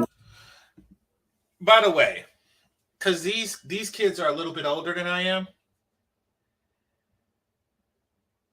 I have to say that I was a much cuter baby than the babies that are born nowadays. Not saying that the babies nowadays are ugly. I'm just saying I was cuter. And my generation as babies were cuter than y'all young ones. That's all I'm saying. As young children and older children in the course of growing up. And this is needed all the time by the child, and the child needs a mother and a father. And I think the day care center, at its best, might be an additional institution which would help out families in such a way that parents could be better parents, rather than be an institution that, in a sense, takes over by default and treats the child as, again, a cipher or a number, rather than a human being who needs particular attention from a particular individual. Real spit, real spit. To the limited extent that child care can offer mothers an option rather than a mandate, it runs into the whim of governmental red tape. Nowhere better illustrated than in the daycare center of Detroit's Jeffries Housing Project. There is one busy section for children of welfare mothers, backed by welfare money. In another wing of the same housing project, the working poor managed to get money for their own child care center from another government program, Model Cities, another department, Housing and Urban Development. That program has restrictions. Model Cities will pay for hardware, but not for operation or staff. When you think of the details that goes into all of this, it's staggering. When I say the detail, take that doll there, for example, right? That doll is somehow, some way paid for by the taxpayers. Just something as simple as that doll and the truck that it's laying there on. And there's thousands upon thousands of those in ghettos and stuff everywhere in the country, paid for by other people. And that's just the amount that we spend so a kid can have a Raggedy Ann doll. Not to mention they're paying the janitor to this place, the caregiver, the diapers, the formula, like all this stuff, all this money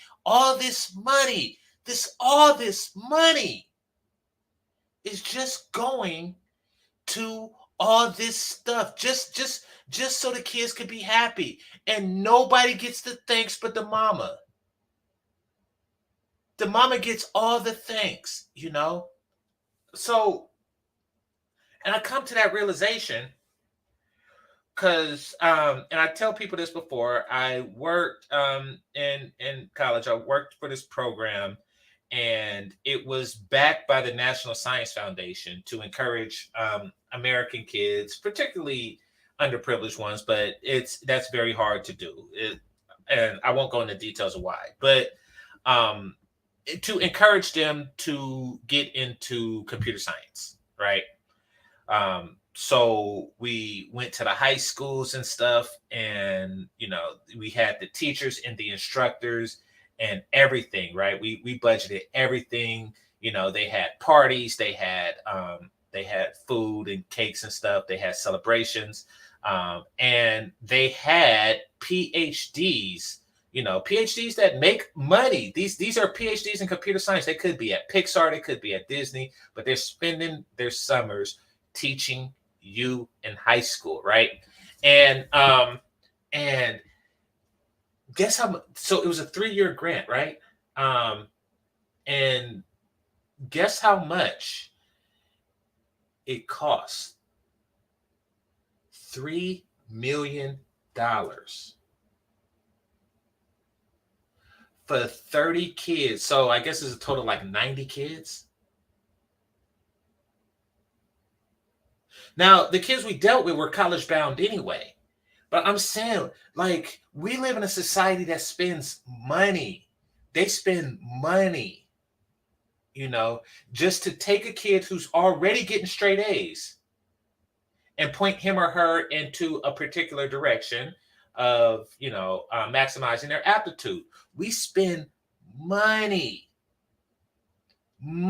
doing this, and they're paying me to mentor them and stuff, like, because it wasn't charity. I mean, it wasn't charity for me. I got paid, They're spending money.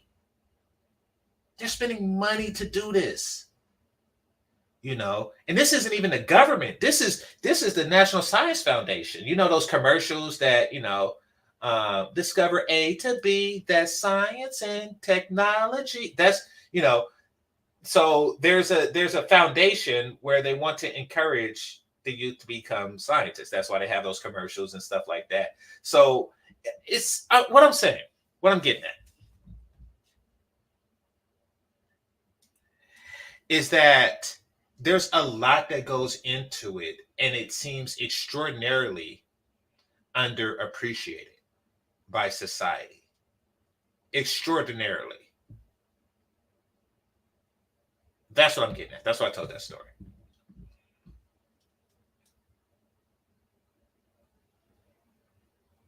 Yeah, I mean, and I don't expect a kid to just know where that dog came from. Let's focus on the dog for a second. I don't expect a kid to know where that dog came from. But that dog came from me. It came from a single, childless, tax-paying man. And trust me, I don't want to take it back. I don't want your dog. But there should be there should be some sense of awareness and appreciation of where this stuff is coming from. Operation comes out to $28.50 a week per child, and the low-income working families cannot afford that. Their problem is to get help, but it's hard to get help for the working poor. Months after this center was completed last May, Model City said it was still trying. But when we were there last, 6 months after completion, a fully equipped center where 60 children could have learned and played and relieved their parents' minds stood silent and wasted. We have been saying that poor children who depend on the benevolence of public policies suffer from policies that are far from benevolent. But the well-to-do, remote from such dependence, they have their own ways of harming their children.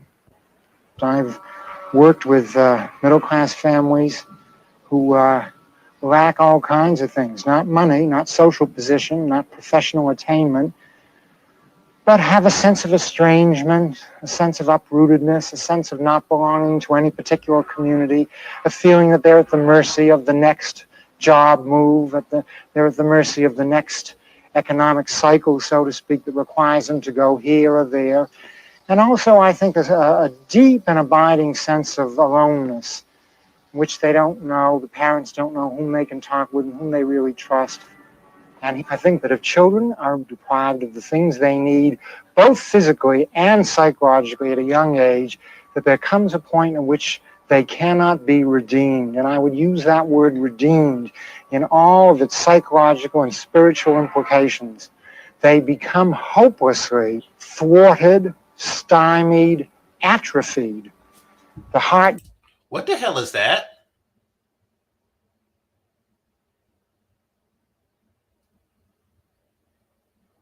Is this prison? What is that? What is this little boy in?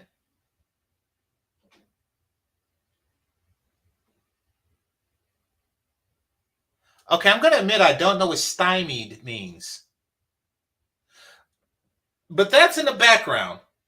Is this a cell? Like, why did they show like a random kid in prison? Is that how he living? This is ridiculous.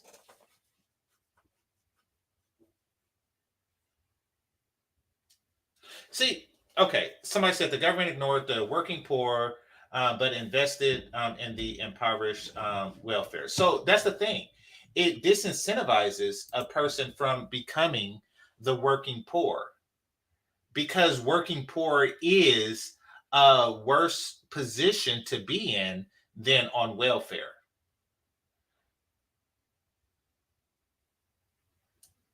At least at the moment that you are working poor, because you don't remain work. Few people remain working poor indefinitely, but I mean, if you have to choose between working poor and non-working poor, then of course you would choose non-working poor.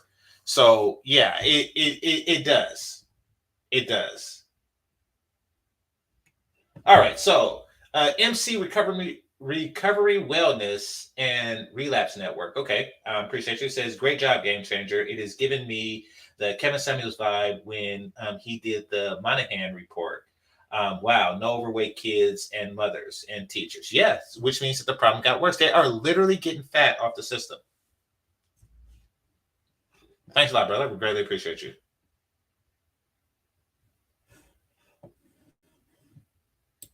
Sir Anthony, keep them coming. I appreciate y'all. I appreciate everybody sending Cash App Super Chats. All right. Appreciate you, brother. Thanks a lot. Stymie, slowed or delayed. Okay. Yeah, I mean, I kind of, figured that from the context, but yeah, thanks. Yeah, why they show this little boy in jail? Dang, I look at him and I'm like, maybe they should do that closed program, but it's like, nah, maybe you should just accept the traditional family model. Listen, what the government should have did was took that money and gave the men work. If work was the problem, that it wasn't enough work, which I think that they're lying. But let's just say that was, then you could have gave them work. And then if you did that, then you would have the result of the work. Like, even if it's a bridge or a levee or something like that, and when I say even if it's a bridge, even if it's a bridge to nowhere, even still, you employed would-be husbands of these women, and then it's like, listen, we're not going to give you a handout, we're going to give you a dick out. And if you want to support your kids, then you suck it.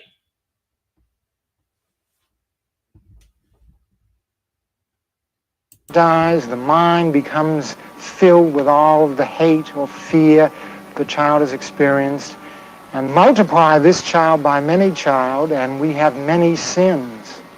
And multiply this enough, and I think you have national sins, not just the individual sins that we all commit from day to day, but a national failure of determination, an ethical failure, and in many respects, a slow kind of suicide, in which one generation permits another generation in significant numbers to be hurt and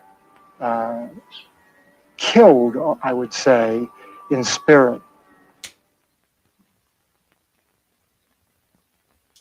All right. So that's the problem. Now, so far we talked about the old welfare regime. And by the old welfare regime, I'm talking about before Clinton came and really changed it dramatically. And at this time, the time of these videos, there was a sense that welfare was helping, that they are going somewhere with this, and that this is a good thing and we need it. And they were actually speaking as if the problem with welfare is that there isn't enough of it. Everybody besides that doctor there. And then towards the late 70s, things started to take a very, very, very different turn. Now, of course, very few of us was alive during that time, and those who were too young to remember. But I know I was. But there's coverage on it. There's coverage on it, and I think if I had to guess from what I'm about to show you, this is where things start to pivot. Like, this is where mainstream America, and by mainstream America, I'm talking white people, but also black people, basically people who are contributing into the welfare system as opposed to taking out of it. They started to look at it different, and it's started with one woman. This woman here. Who this woman? This woman is the welfare queen. I didn't know that the welfare queen was a real person. I thought that it was, just like a legend or, a trope of sorts. I thought that that's what it was. No, it's a real person, and this is her. And her story, man. All right. So.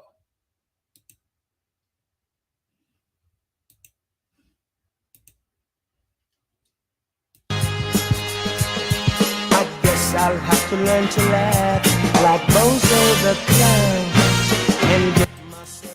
All right, they're doing the music. I don't know what that is, but yeah. Hold on.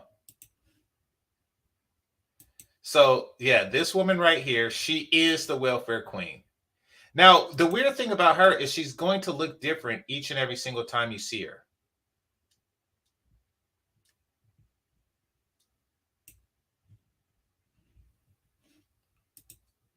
Talked often about welfare abuses, and he almost always cited the case of an unnamed Chicago woman he says used 80 names to collect more than $150,000 in tax-free income. Well, testimony began in Chicago today in the fraud trial of that woman, 48-year-old Linda Taylor, called by newspapers the welfare queen. The amount she's charged with receiving is not $150,000, but $8,000. The prosecutor says he must go with what he can prove. If convicted, she faces a 3 to 10-year sentence. Columbus, Ohio schools closed for 4 weeks because of the natural gas shortage reopened today. Students who've been getting their lessons by television, radio, and newspapers seem... Okay. The 70s looked like it really sucked. Random natural gas shortages and for whatever reason, the people look like they're in black and white. Glad to be back. One youngster asked what she missed most, replied, quote, having your teachers teach because your sisters have to teach you and they boss you around and stuff. A gunman today took a police captain and a high school girl hostage in the police station in Warrensville Heights, Ohio, a Cleveland suburb. The man said he is, quote, tired of being manipulated by white men and demanded news coverage of his grievances. Wow. Wow. Brothers back in the day wasn't playing. They taking police hostages. This man took a police officer as a hostage and said, I'm tired of being mistreated by the white man. Wow. Internally torn and its work at a standstill, the House Assassination Committee sought today to get its affairs back in order, as Jim McManus reports. That proposal. Linda Taylor, that 49-year-old Chicago woman who came to be known as the welfare queen, has been found guilty of welfare fraud and perjury. She'll be sentenced April 7th for collecting $8,000 in illegal welfare payments, and she could get up to 20 years. Look at how she's walking.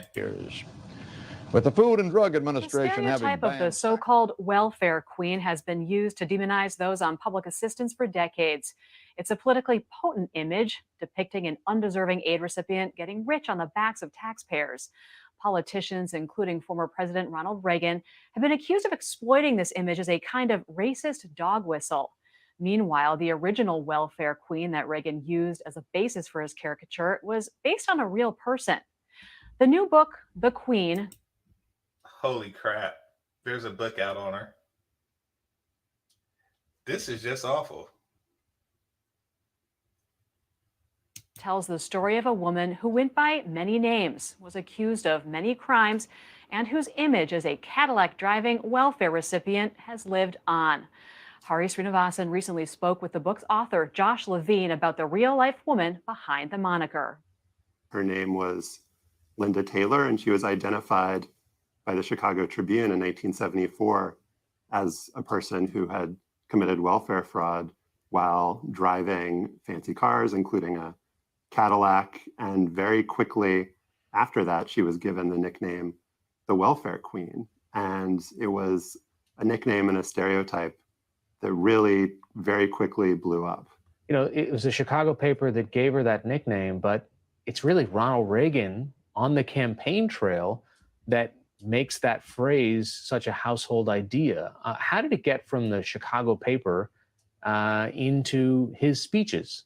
Reagan was looking for kind of outrageous stories about welfare. And this idea that there were welfare cheats out there was something that created outrage. In Chicago, they found a woman who holds the record. She used 80 names, 30 addresses, 15 telephone numbers to collect food stamps, Social Security, veterans benefits for 4 non-existent deceased veterans' husbands, as well as welfare. Her tax-free cash income alone has been running $150,000 a year.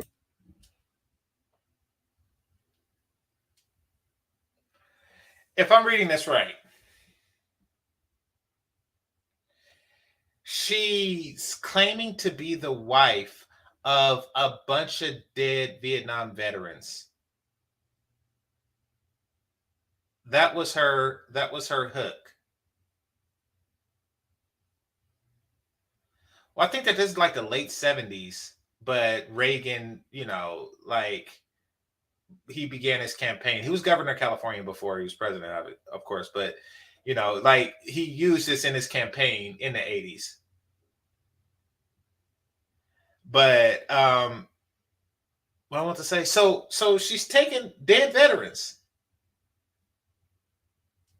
and saying, I was married to them. And then she's collecting benefits from that. It's smart and twisted at the same time.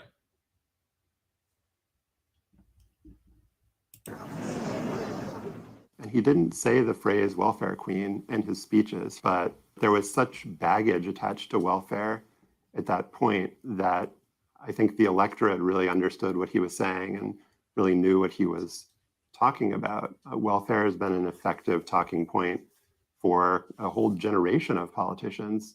I have a plan to end welfare as we know it, to break the cycle of welfare dependency. When Bill Clinton said he wanted to end welfare as we know it during his 1992 campaign, that was enormously popular with people on both sides of the aisle.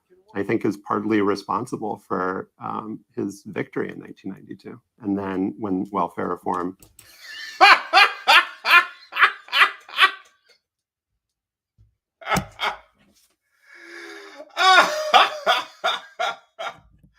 Look at the look on the black women's faces.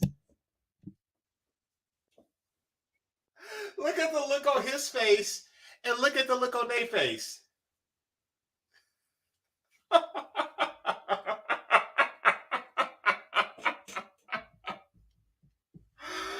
Oh, crap.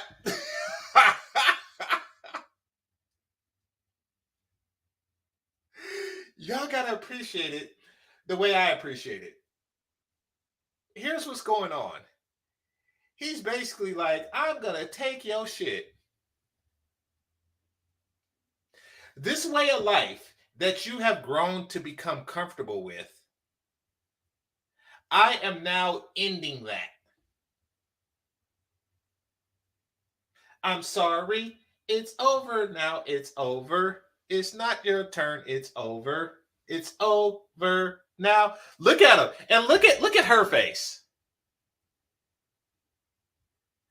Look at the face of all the white people and look at the face of the black women.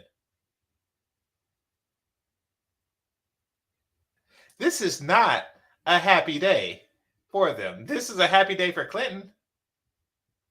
Like, hey, remember when you voted for me because I played the saxophone? I'm taking your shit.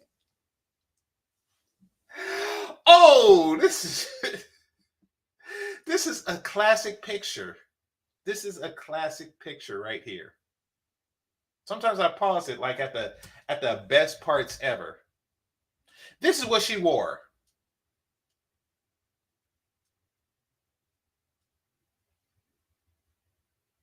This is what she wore. She said, you know something, I'm going to be in TV right behind the president. And I'm going to wear my green t-shirt today. I'm not going to wear my bra. And I'm just going to let my titties sag apart from each other. It looks like one titty is running away from the other one. But I'm going to put this string around my neck with these random flowers on it. This is how I'm going to dress. This is my presidential outfit.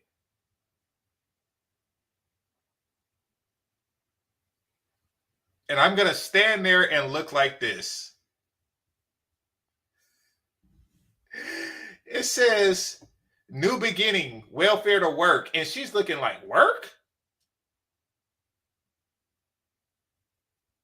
Excuse me, did you just say work?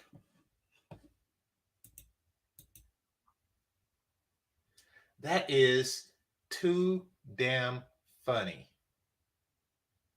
This picture here. Passed in 1996, welfare went from being an entitlement to being 1996. You know what that means? You know what that means? Gotcha, bitch. as we know it during his 1992 campaign. That was enormously popular with people on both sides of the aisle. I think is partly responsible for his victory in 1992. And then gotcha, bitch.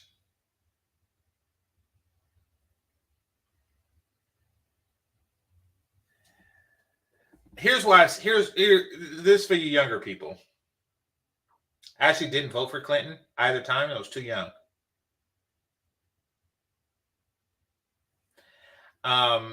But here's what essentially happened. These are the women that voted for him. African-American women and men voted for him in record numbers. Once he's maxed it out, because he ran in 1992, he won in 1992 and in 1996. And the first thing that he did was the cuts. Like, okay, get your lazy ass to work and stop begging for school clothes, or stop begging for free new clothes. Get your ass to work. And they're standing there in green shirts looking like, what the hell? He's like, there's nothing you can do about it. You voted for me twice. I have nothing to lose at this point. When welfare reform passed in 1996, welfare went from being an entitlement to being temporary assistance. Mm-hmm. And if you're below the requisite poverty level, you still don't necessarily get benefits today.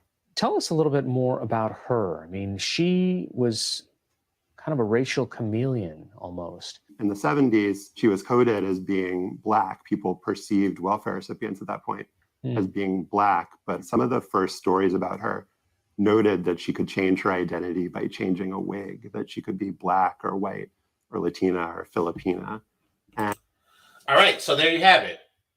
I know people in the chat room was asking, is she Black, is she white, et cetera, et cetera, et cetera. The answer was so complicated that I didn't want to spoil it, so I ignored the question.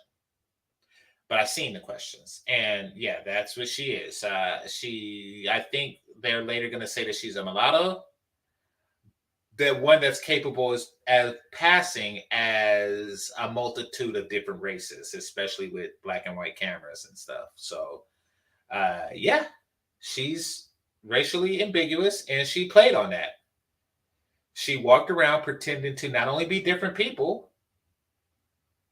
but different ethnicities. This was one screwed up woman. They're going to go deep into her. This was one really, really, really messed up woman. So, yeah, I'm picturing a person that's just walking around with fake accents, just changing up like Zartan and stuff.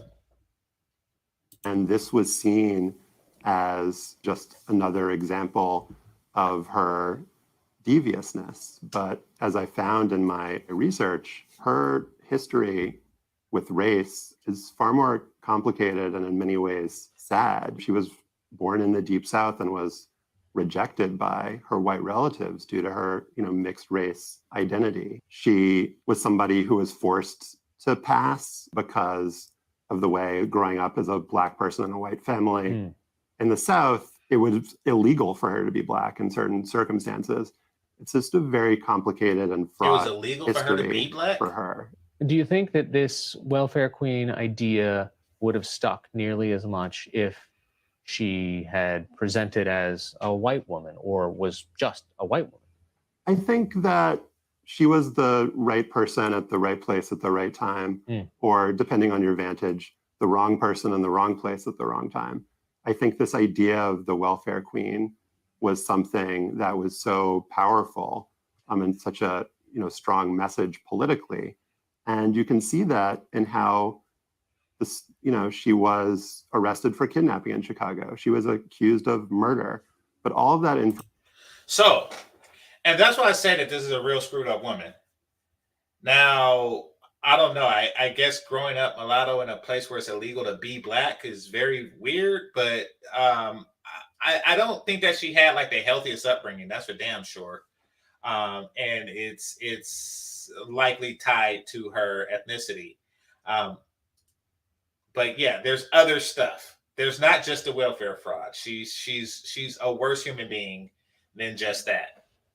information got left out and sanded away. That's not something that Reagan ever mentioned, certainly. Yeah. I mean, that's some of the fascinating stuff around your reporting is that while she's officially arrested for welfare fraud, kidnapping and potential murder charges in her life are some things that we don't hear about. One of the more remarkable things that I found in my research was that she was arrested and indicted for welfare fraud in 1974. When she's out on bail, she is suspected of homicide. A woman that she was living with died of a drug overdose, and there was very strong reason to believe that Taylor had been responsible for it. And yet, she isn't ultimately charged. When the story of her life is told contemporaneously in the news, on television, in speeches by Ronald Reagan and others, that just doesn't get mentioned at all. It's like it never even happened. So what do we know about her today? Does she exist anywhere? Did she die? Does she have family? What I've learned is that she went to prison for welfare fraud in the late 1970s. When she got out, she eventually moved to Florida. And in the 90s, she was hit with federal.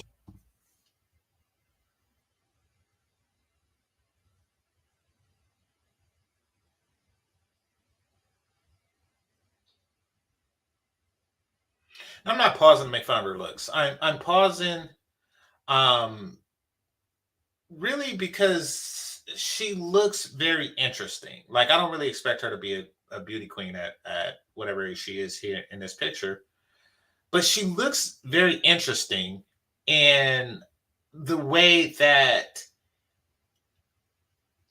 it's perfect.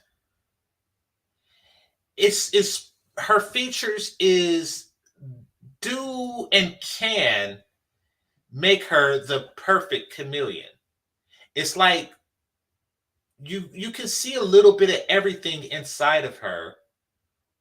All she needs to do is change her hair. Even like Japanese.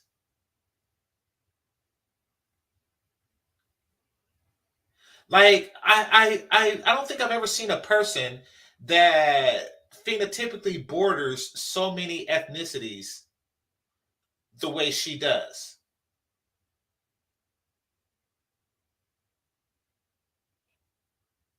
Oh, this is an art composite? Well, this looks real. No, this looks like a picture.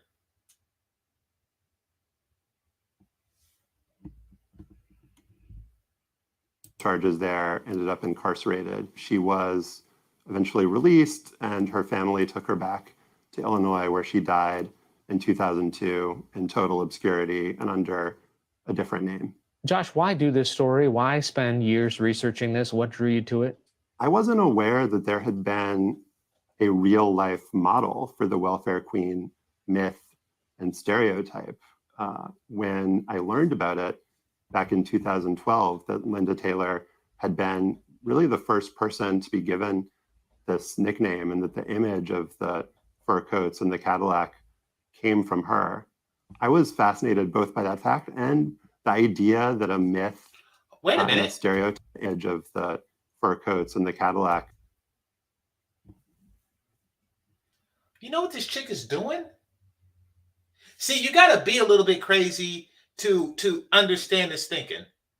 But correct me if I'm wrong. Is she matching the race of her lawyer? I'm going to repeat this. I suspect, somebody says she's very beautiful. I suspect that she is matching the race of her lawyer. Like here, she's straight. She has the straightened hair and she looks lighter with the white lawyer. And then Came from her. And then look at this with the black lawyer. What in the entire fuck?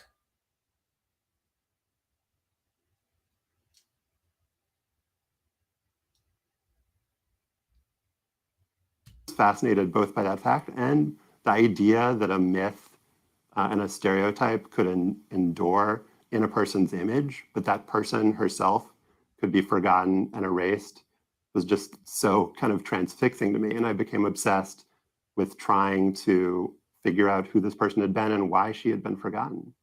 All right. The book is called The Queen. Josh Levine, thanks so much. Thank you. In 1976, when Ronald Reagan pursued the Republican presidential nomination, he repeatedly told the story of an African-American woman named Linda Taylor, claiming she was earning more than $150,000 a year by cheating social services. And that's welfare money. I mean, that's 70s money. Holding her up as an example of liberal policies gone wrong. Well, compared to some of you white people, I think I done pretty damn good to be black. The story grabbed attention, but had little So she calls herself black when she's of liberal policies gone wrong. So she's in the arm of this dude and she's calling herself black. This is like Rachel Dolezal gone crazy. Than Rachel Dolezal. Compared to some of you white people, I think I done pretty damn good to be black. The story grabbed attention, but had little basis in reality.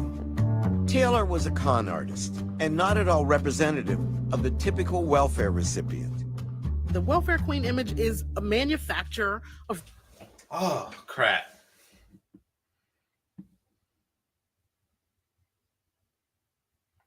Why are the fat black women today wearing green? Why are all the fat black women today wearing green? Is this St. Patrick's Day? Is it St. Patrick's Day? Is today the day for fat black women to wear green? What the hell?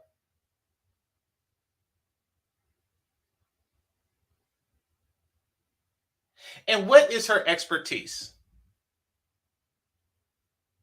They just looked at her and thought welfare and say, oh, we got to bring you in to talk about this.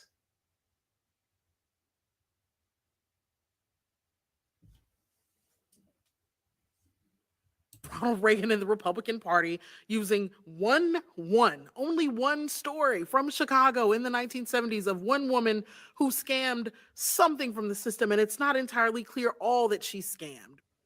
There's this notion that... Why would you do that to yourself and your people? You know that there exists a stereotype of overweight black women on welfare. And you decided to, as an overweight woman, go on PBS and defend welfare. Why are you doing that? Why are you doing that?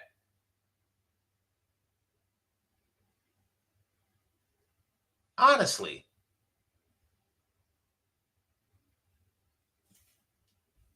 99% of the welfare money in this society is going to Black and Hispanics. It's wrong. It's bogus because the majority of people on welfare are white. The majority of the people in this country is white.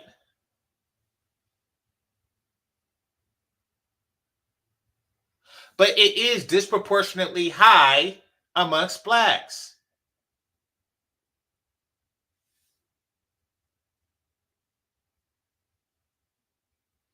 Now, at least this is a person. This is a person with a name and some type of, I can't see past the thing, but some type of credentials. But who's this? No name. No nothing. She's nobody. They brought her up because she's fat. Let's just put it out there. They brought her up because she's fat and she looked the part.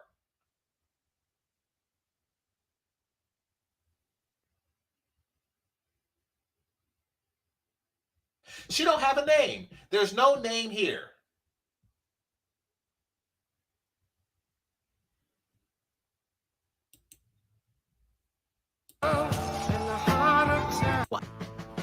Side is going to Black and Hispanics. It's wrong. It's bogus because the majority of people on welfare are white. The majority of people on food stamps are white. Ain't no love in the heart of the city. Ain't no.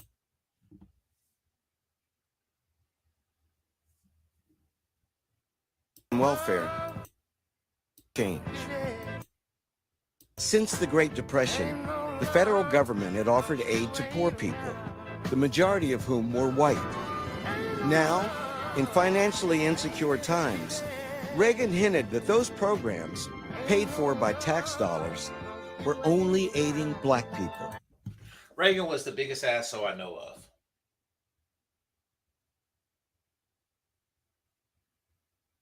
He was. And I was a kid, and as a kid, I thought that if Cobra Commander ever took off his mask, he would be Reagan.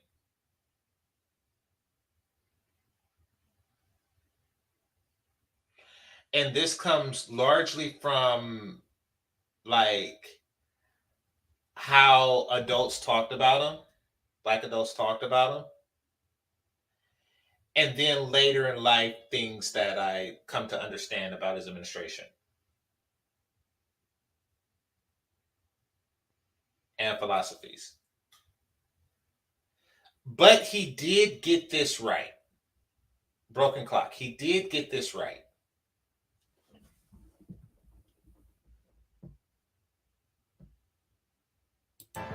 And he promised that cutting them would help fix the economy. This is a turning point, not only in the history of Black people, but it's a turning point in the ways in which people can talk about poverty. Because we've moved from this idea of the deserving poor to the undeserving poor. And it's very much a kind of emphasis upon morality and moralism and all these kinds of things that are much more invested in the idea of individual failure than asking how did we wind up with this population of impoverished On the people. 2020 tip line of what? No, there is such thing as undeserving poor. Here's the thing. Some people go through a series of unfortunate events. And those people, I would say, are deserving.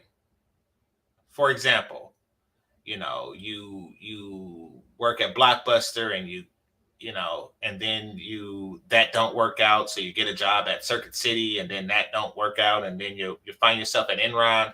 Like, a person could easily, especially in today's time, go through a series of unfortunate events and find themselves in a situation. Once again, especially now.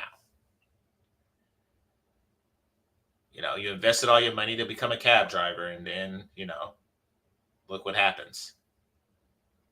I get it. But then there are people who are synthesizing unfortunate events in order to get the benefits of those. And that's something I can't get down with.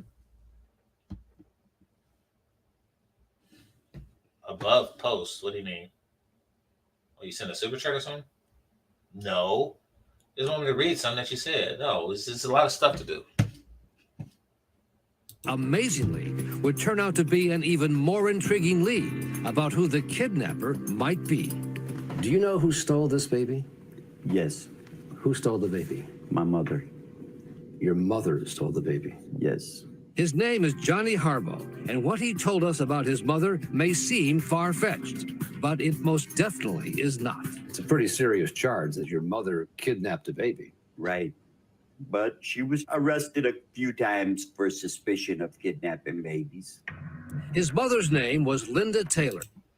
And there you go.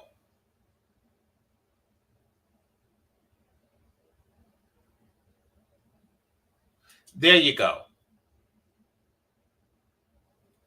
So this elderly, Aryan Brotherhood looking white dude is the son of the chameleon welfare chick, and apparently she's going around stealing babies. She's going around yoinking babies for whatever strange reason. This chick is nuts. She's mixed nuts. This chick is nuts.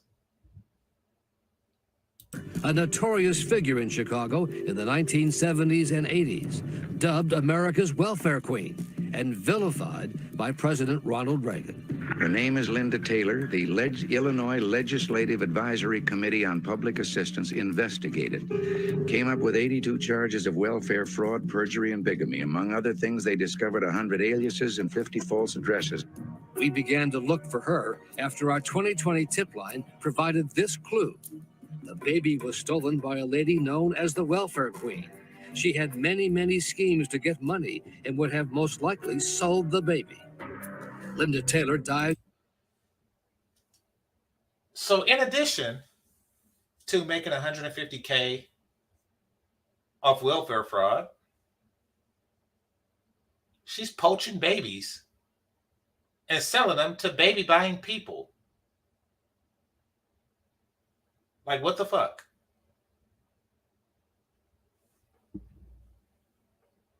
"12 years ago, but we found her son living in a Chicago suburb, prepared, he said, to finally tell what he knows about his mother and the stolen baby." Did he have a name?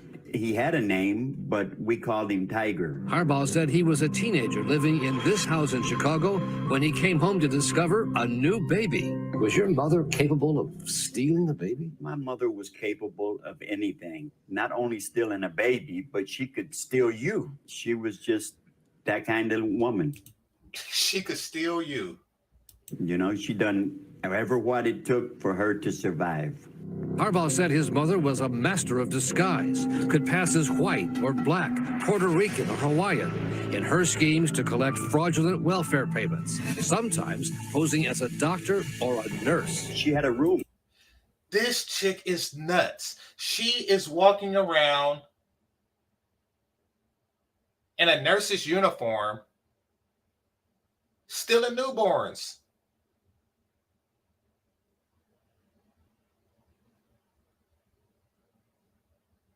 She is a freaking lunatic. And this is her son. I don't know what to do. If my mother was that messed up, and this isn't a shot at you, but if I'm sitting across from you and you was telling me this about your mom, I would think that you can't be normal. Even if you are normal to me. Even if I'm I'm cool with you and we cool, I'm going to be like, dang. Some of that crazy had to rub off on you.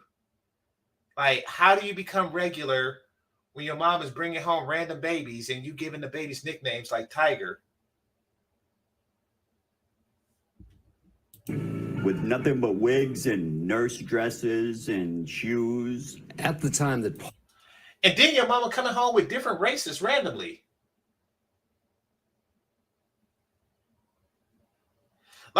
Your mom is randomly Hawaiian. She's randomly Puerto Rico, and then she's white again. Wow. Paul Franzek was stolen from the Michael Reese Hospital. The police put out a sketch. Yes. Do you think that's your mother? Except for the nose, but she could do anything with her face or her hair. In the 1970s, when Linda Taylor was put on trial for welfare fraud, Miss Taylor, can we talk to you for a moment? she actually came under investigation for stealing the Franzak baby. From one newspaper account, one of her ex-husbands told agents that Miss Taylor appeared one day in the mid-1960s. One of her ex-husbands.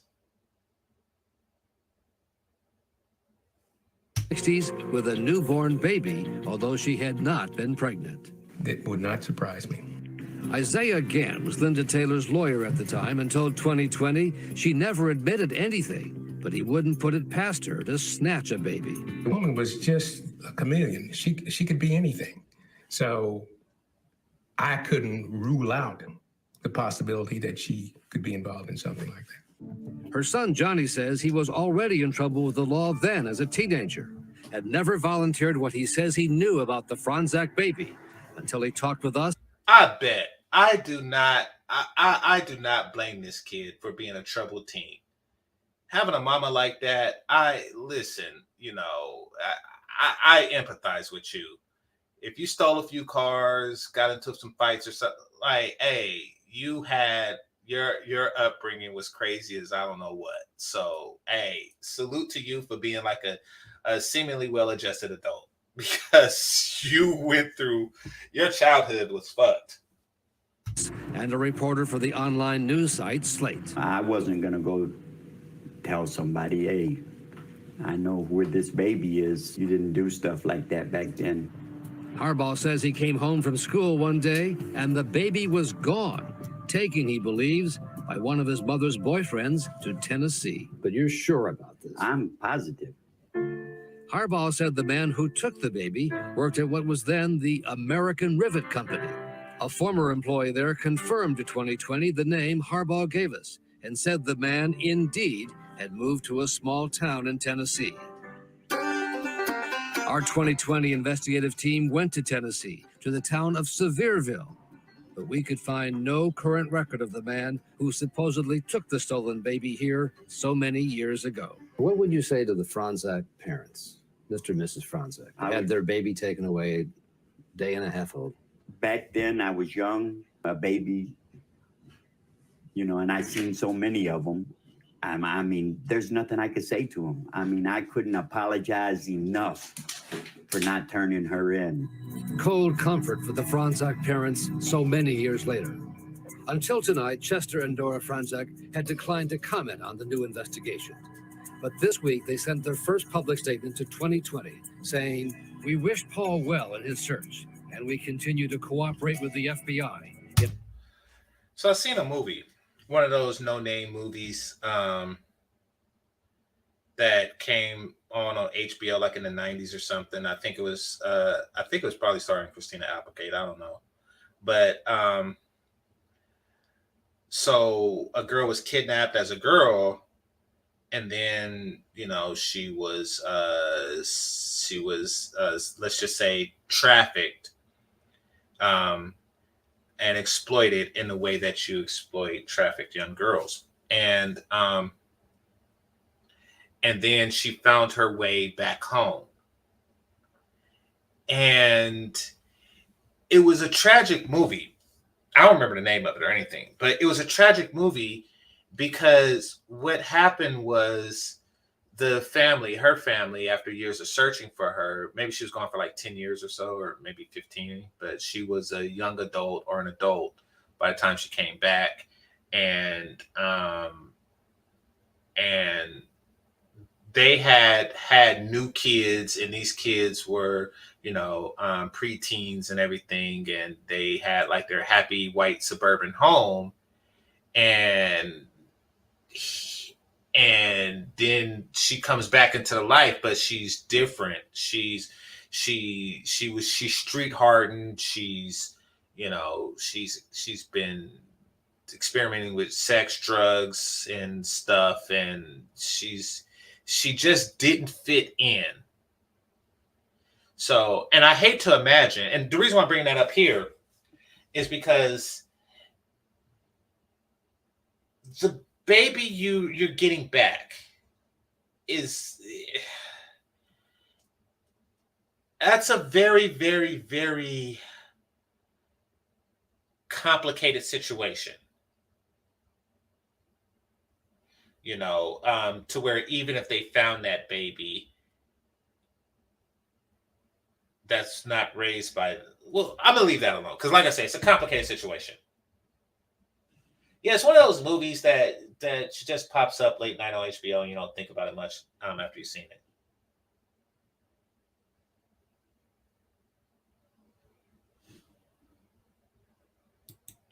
Let's see.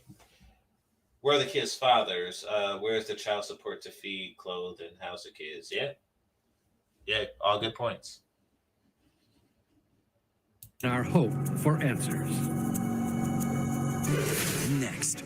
All right, so that's that. All right, yeah, I got time for one more. Actually, I'll do a panel while I do this one in case somebody want to come up. All right.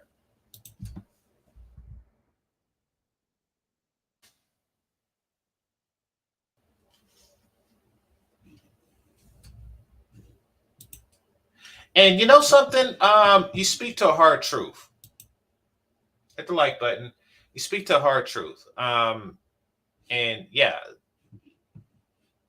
because part of fatherhood is raising a kid and instilling your values and things like that into the kid. You want to have that a part of your offspring almost as much as you want your DNA to be a part of the offspring. So I do understand that the connection to a child that you're not rearing isn't as strong, and it is easier for a guy to do that. I do understand that. I mean, it's not something that people want to talk about, but I do see the truth in that.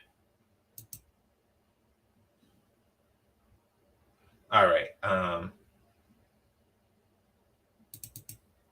So last one. All right.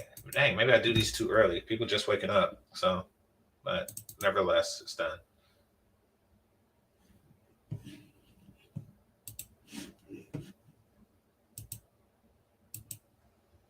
All right, give me a second while I bring this one up and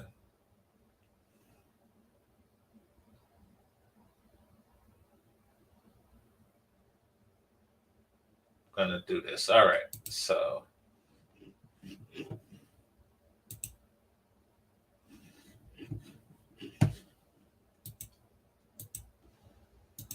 now I know that this is about the 70s. Effort by the state to crack down on bridge card abuse, benefits intended for the needy, which are instead turned into cash. Okay, so I know that this show's about to be, but basically, this is about the beginning and end of it, really. Because welfare is dying down. It's used significantly less and less and less. And, and that's because the attitude towards it is changing. And I gave the example of one of the major reasons why with the original welfare queen and stuff. So, yeah, that's where we're at with it. And now this stuff like this is where welfare is at, even in its most diminished state. People are still out, and it's a whole different ball game than what it was. So after showing you what it was, let's see what it is now. All right, this is a short one. Fair use, fair use. We start tonight with the Target 8 investigation.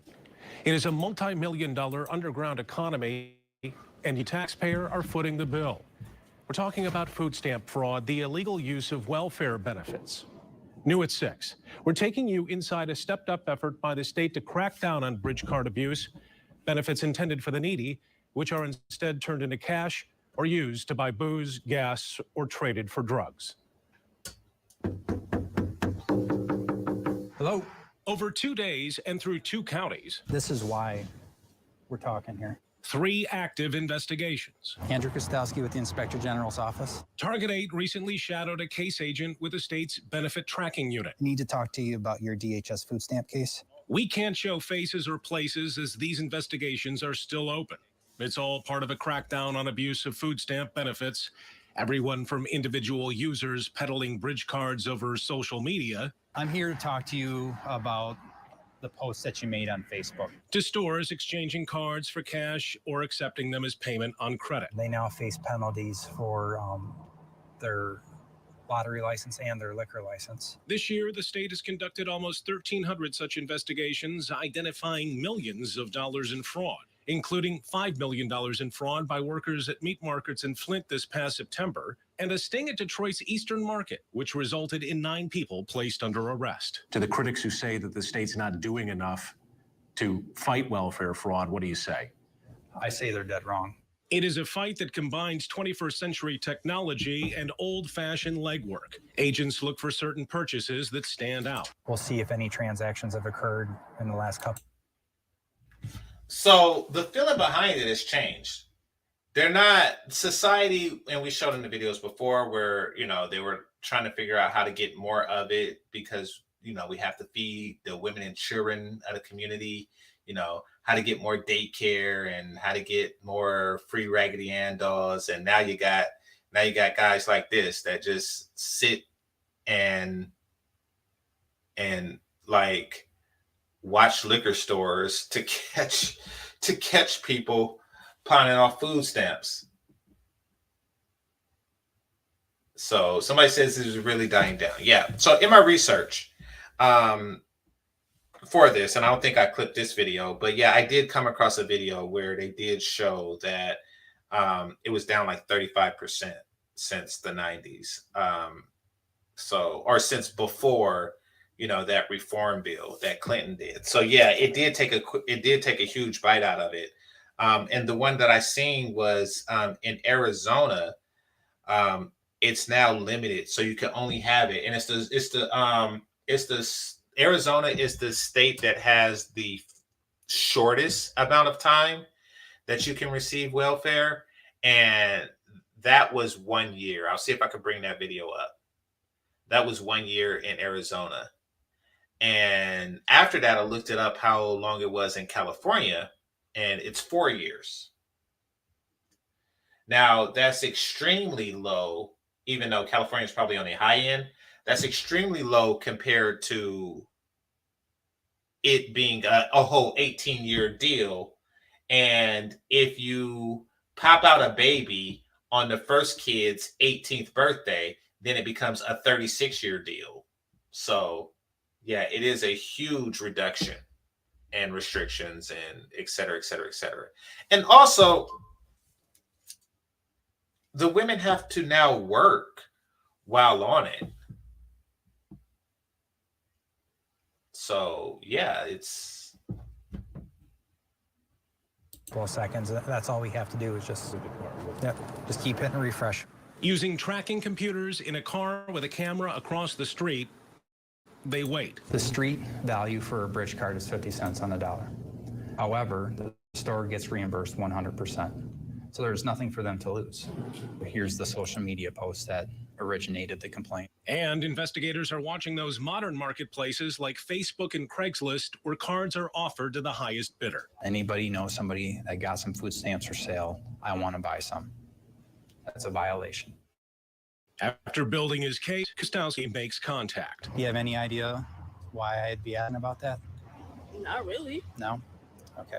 We know that Facebook post happened, all right? Right. You know that it happened. Right. I know that it happened.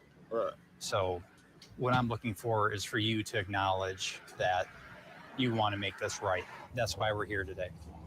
Now, So am I in like big trouble for that? big trouble? No.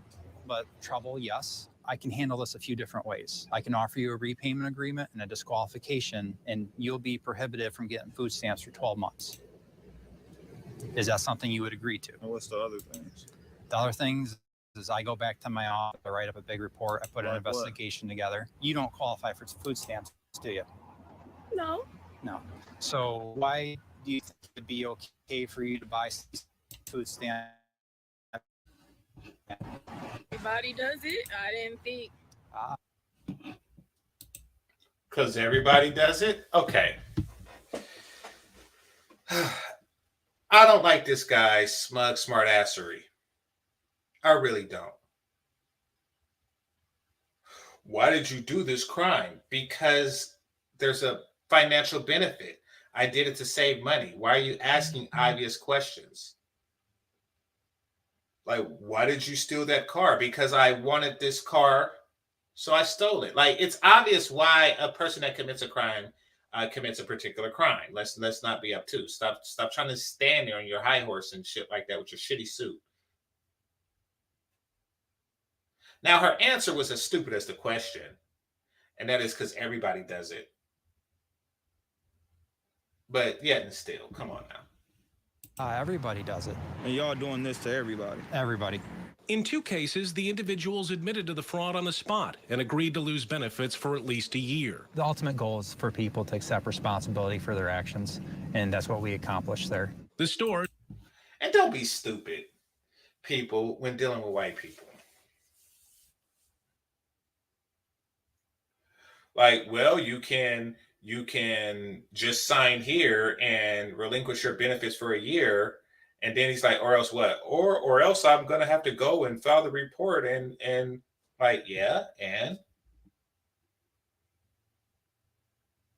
like, why would I surrender without a fight? Like what's the worst? Like, like if I don't, will I lose it for 10 years? Like, what are we talking here?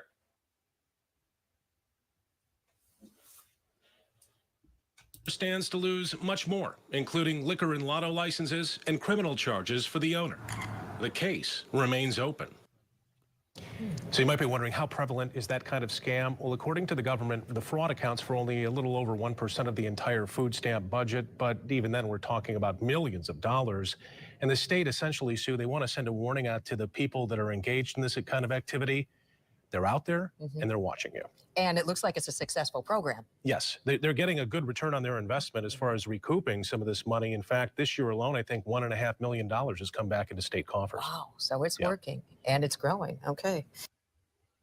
Yeah, I get that. I mean, I get what they're talking. You pay a couple of guys like $300K to save $1 million in tax monies. So, it's a decent program. I'm not knocking that at all. Somebody says, you think these people fight the system? They just navigate it. Well, yeah, possibly. I mean, yeah, I see that, not wanting to rock the boat. I see that. The reason why I have this mentality because of traffic tickets. I fight all traffic tickets because I come from a time to where back in the day, when I first got my license in the late 90s, it was the courts, every time you fought a ticket, they reduced it. That was just like commonplace. And the real penalty was you taking time out of work to go to court. That was the real penalty back then. So if you got like a $240 ticket, you wind up paying like maybe $1 and some change, small change, like 110, 120, something like that. It wasn't meant to break you. But then what happened was, we had a couple of recessions since then, and then they just like, okay, the city needs the money, so we're gonna start charging people out the ass, and everybody's oh, by the way, everybody's guilty. Everybody's guilty nowadays. I got like one recent ticket. I got 2 recent tickets, but one of them I actually went to court for. The other one was during COVID, and it's too late. Like it was remote court. So I got this one ticket in a city called Fairfield, and cop was being an asshole, and I had already paid the ticket because in order to fight it properly, you fight it by mail, and then you know, when that's declined, you do it again, but you got to pay for it in order to fight it by mail. And this is to just keep pushing the date back. I'll be honest, I like messing with people like that because I hate the whole traffic court system. I do. So I went, and there was like this real bummy lawyer there, and he was just trying to like smooth talk the cops into reducing the tickets, and some of them did reduce the tickets just by having them there, but he was getting paid. So the quick win is if the cop don't show. So you can win just by virtue of the cop not showing. And then so that was that. But every time the cops showed, it was a guilty verdict, no matter how you pled your case. Each and every single time that a police officer showed up, you got a guilty verdict.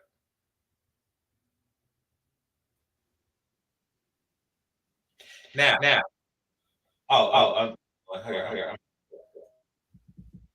Okay. So when my turn came up, and I knew what was going, I knew it was guilty because, like I said, the ticket was already paid for.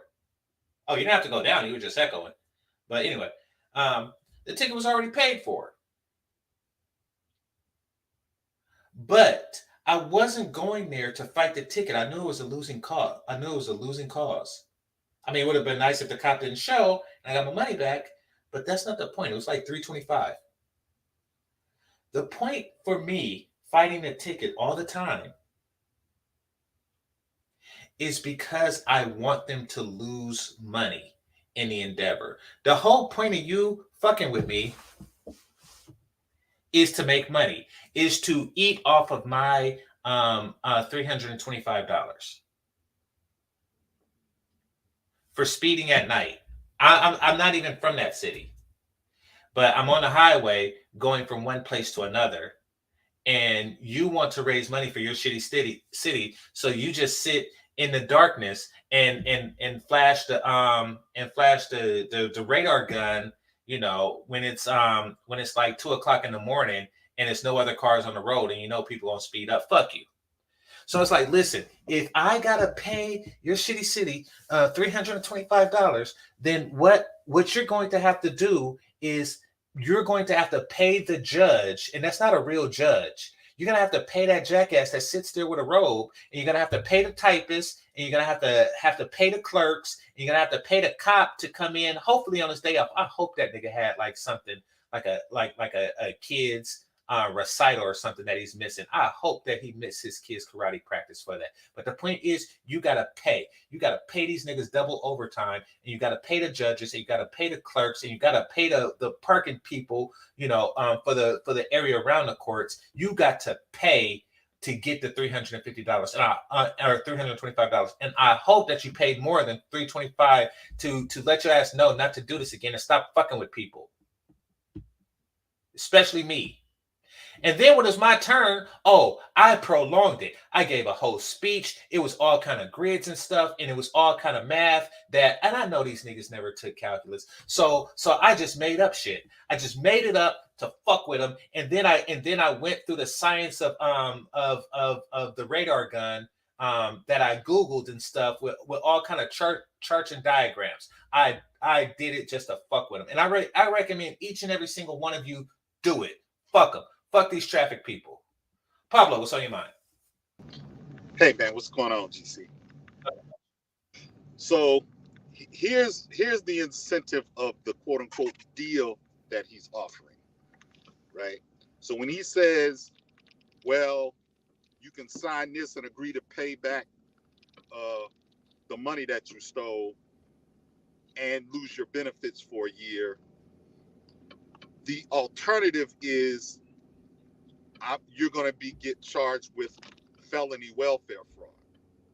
Oh, okay. So that's the alternative. I'm going to file the report means I'm going to fill out all of the necessary paperwork to submit to the prosecutor to indict you for welfare fraud.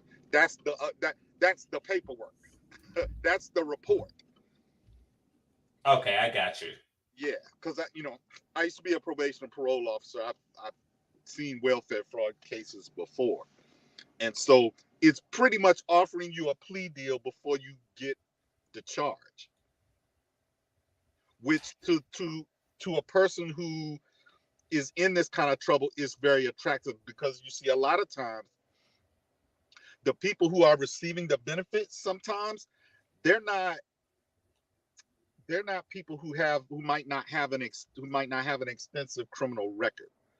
So if you scare them enough and say, look, you're going to pay the state back this money, or we're going to slap you with this charge, they'll quickly take the deal. Okay, I got you. Right. They might have been somebody that had a shoplifting charge or driving on suspended license or something like that. But when you're looking at that, that criminal felony that could get you, some actual time behind bars, then you back down a lot faster. Okay. So what's your thoughts on the whole welfare system, the changes in welfare from beginning to end as I displayed today? I think that it is necessary. I mean, because nobody should be, just sitting on their laurels when you're an adult, able-bodied person. Should we just be, handing over taxpayer dollars to people? And it, like you said, it's a bad incentive. It incentivizes dependency. You can hear it in some of these women now, only when it's now only supposed to be a temporary stopgap measure. They think they're entitled to certain things, So I'm all for it. Well, the women even back then. Thanks a lot, Freedman Journal. Here, let me get to that. But the women even back then seemed to be on some. Okay, we already got all this free stuff. Now I want new clothes as opposed to used clothes. Yeah, no doubt about it. Now, did you see my piece on the pre-welfare hustle? No, I didn't see that part. Yeah, I did a quick video, 4-minute video on pre-welfare hustles. And basically, this is when they have to find a certain type of guy in order to get impregnated and get on welfare. Now, this is the kind of guy that don't really have anything to lose.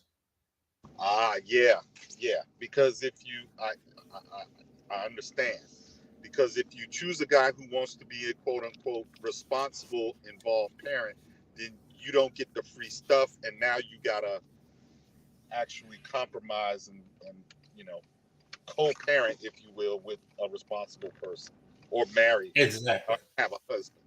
Yeah, and that defeats the whole. Yeah. Exactly, and that defeats the whole plan of welfare. Your plan is to be a single mother, and hopefully the child isn't involved, or the child's father isn't involved, and God forbid that he gets full custody. Because now you have somebody who is monitoring how much weed you smoke, and can actually take custody based on that. So, yeah, it's a whole different dynamic when you're actually dealing with the kinds of men that can actually, make some legitimate life decisions and change the course of your fuckery. So look out for that, because I'm going to do the pre-welfare hustle, and then I'm going to do the welfare hustle, and then or the welfare guy, the guy that they get while on welfare. And then I'm going to focus on the guy that they look for after welfare. Well, a part of this, at least it did give them the quote unquote strong, independent single mother who don't need no man, because it gave them, the typing secretarial job that pays them $42,000 a year, and now they're flexing on niggas. Well, is that welfare or affirmative action? Well, it's welfare that works, because they said, okay, you got to get up off your laurels and go get a job now. So they now went out and went to community college, and now they're strong and they're the most educated now, and now they have they have the welfare to work job, and so now it's I don't want no man ain't got no college degree, because they went to Sam State Technical College and got their nursing degree. It's funny that you mentioned that. Take a look. Take a listen at this because they talk about just that. Hold on.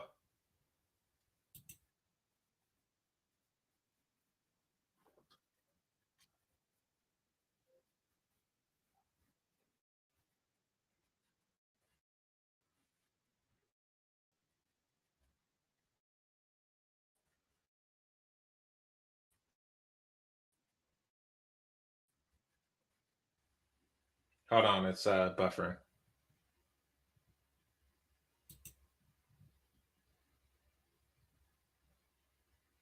Give it a second. All right, there we go.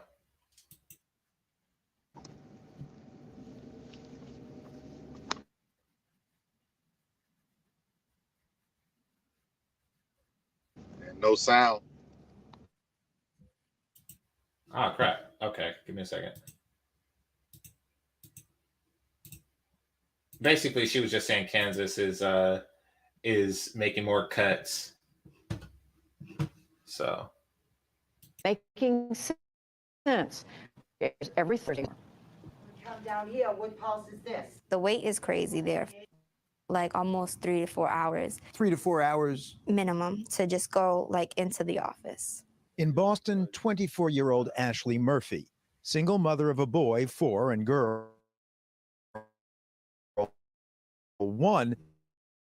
She's been on welfare since 2000 to get off. They kind of look down on you in a way. Murphy is now in a privately funded career training class, hoping to get a job in nursing and off welfare, which she's on because she quit her last job. So that's the technical school that you were talking about. It is giving her an opportunity to. And something, that's another thing about most educated that's disturbing, because when you're a young woman, somebody's always willing to fit the bill, even if they're willing to take on the living expenses. Pablo, I don't know if you went to university, but if you had a sugar mama, I'm pretty sure it would have been easier.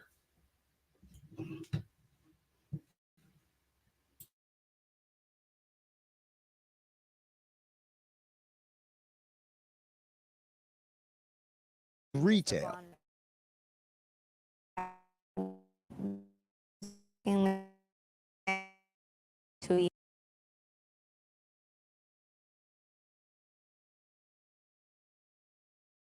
It decreased to like 4 hours. You were a week.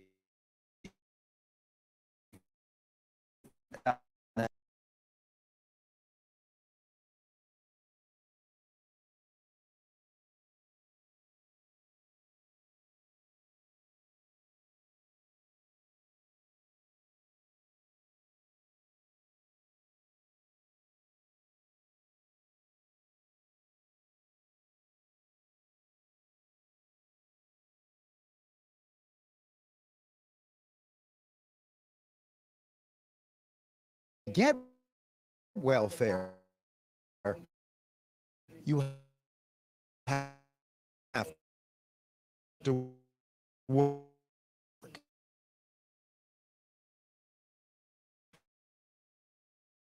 With welfare. This story is about how that effort has fared. Hope of many years standing in large part fulfilled. Welfare as we'd come to know it began in 1935 as part of President Roosevelt's Social Security Act, the Aid to Dependent Children program, to help families that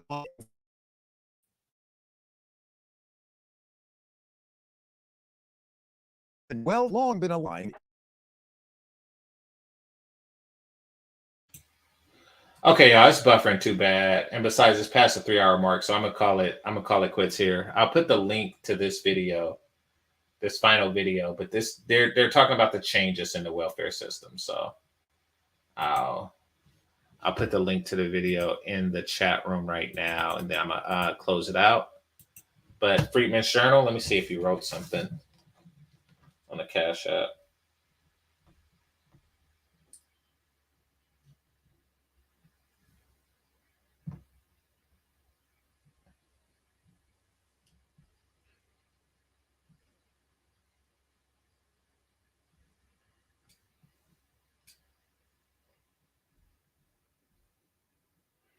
All right, give me a second.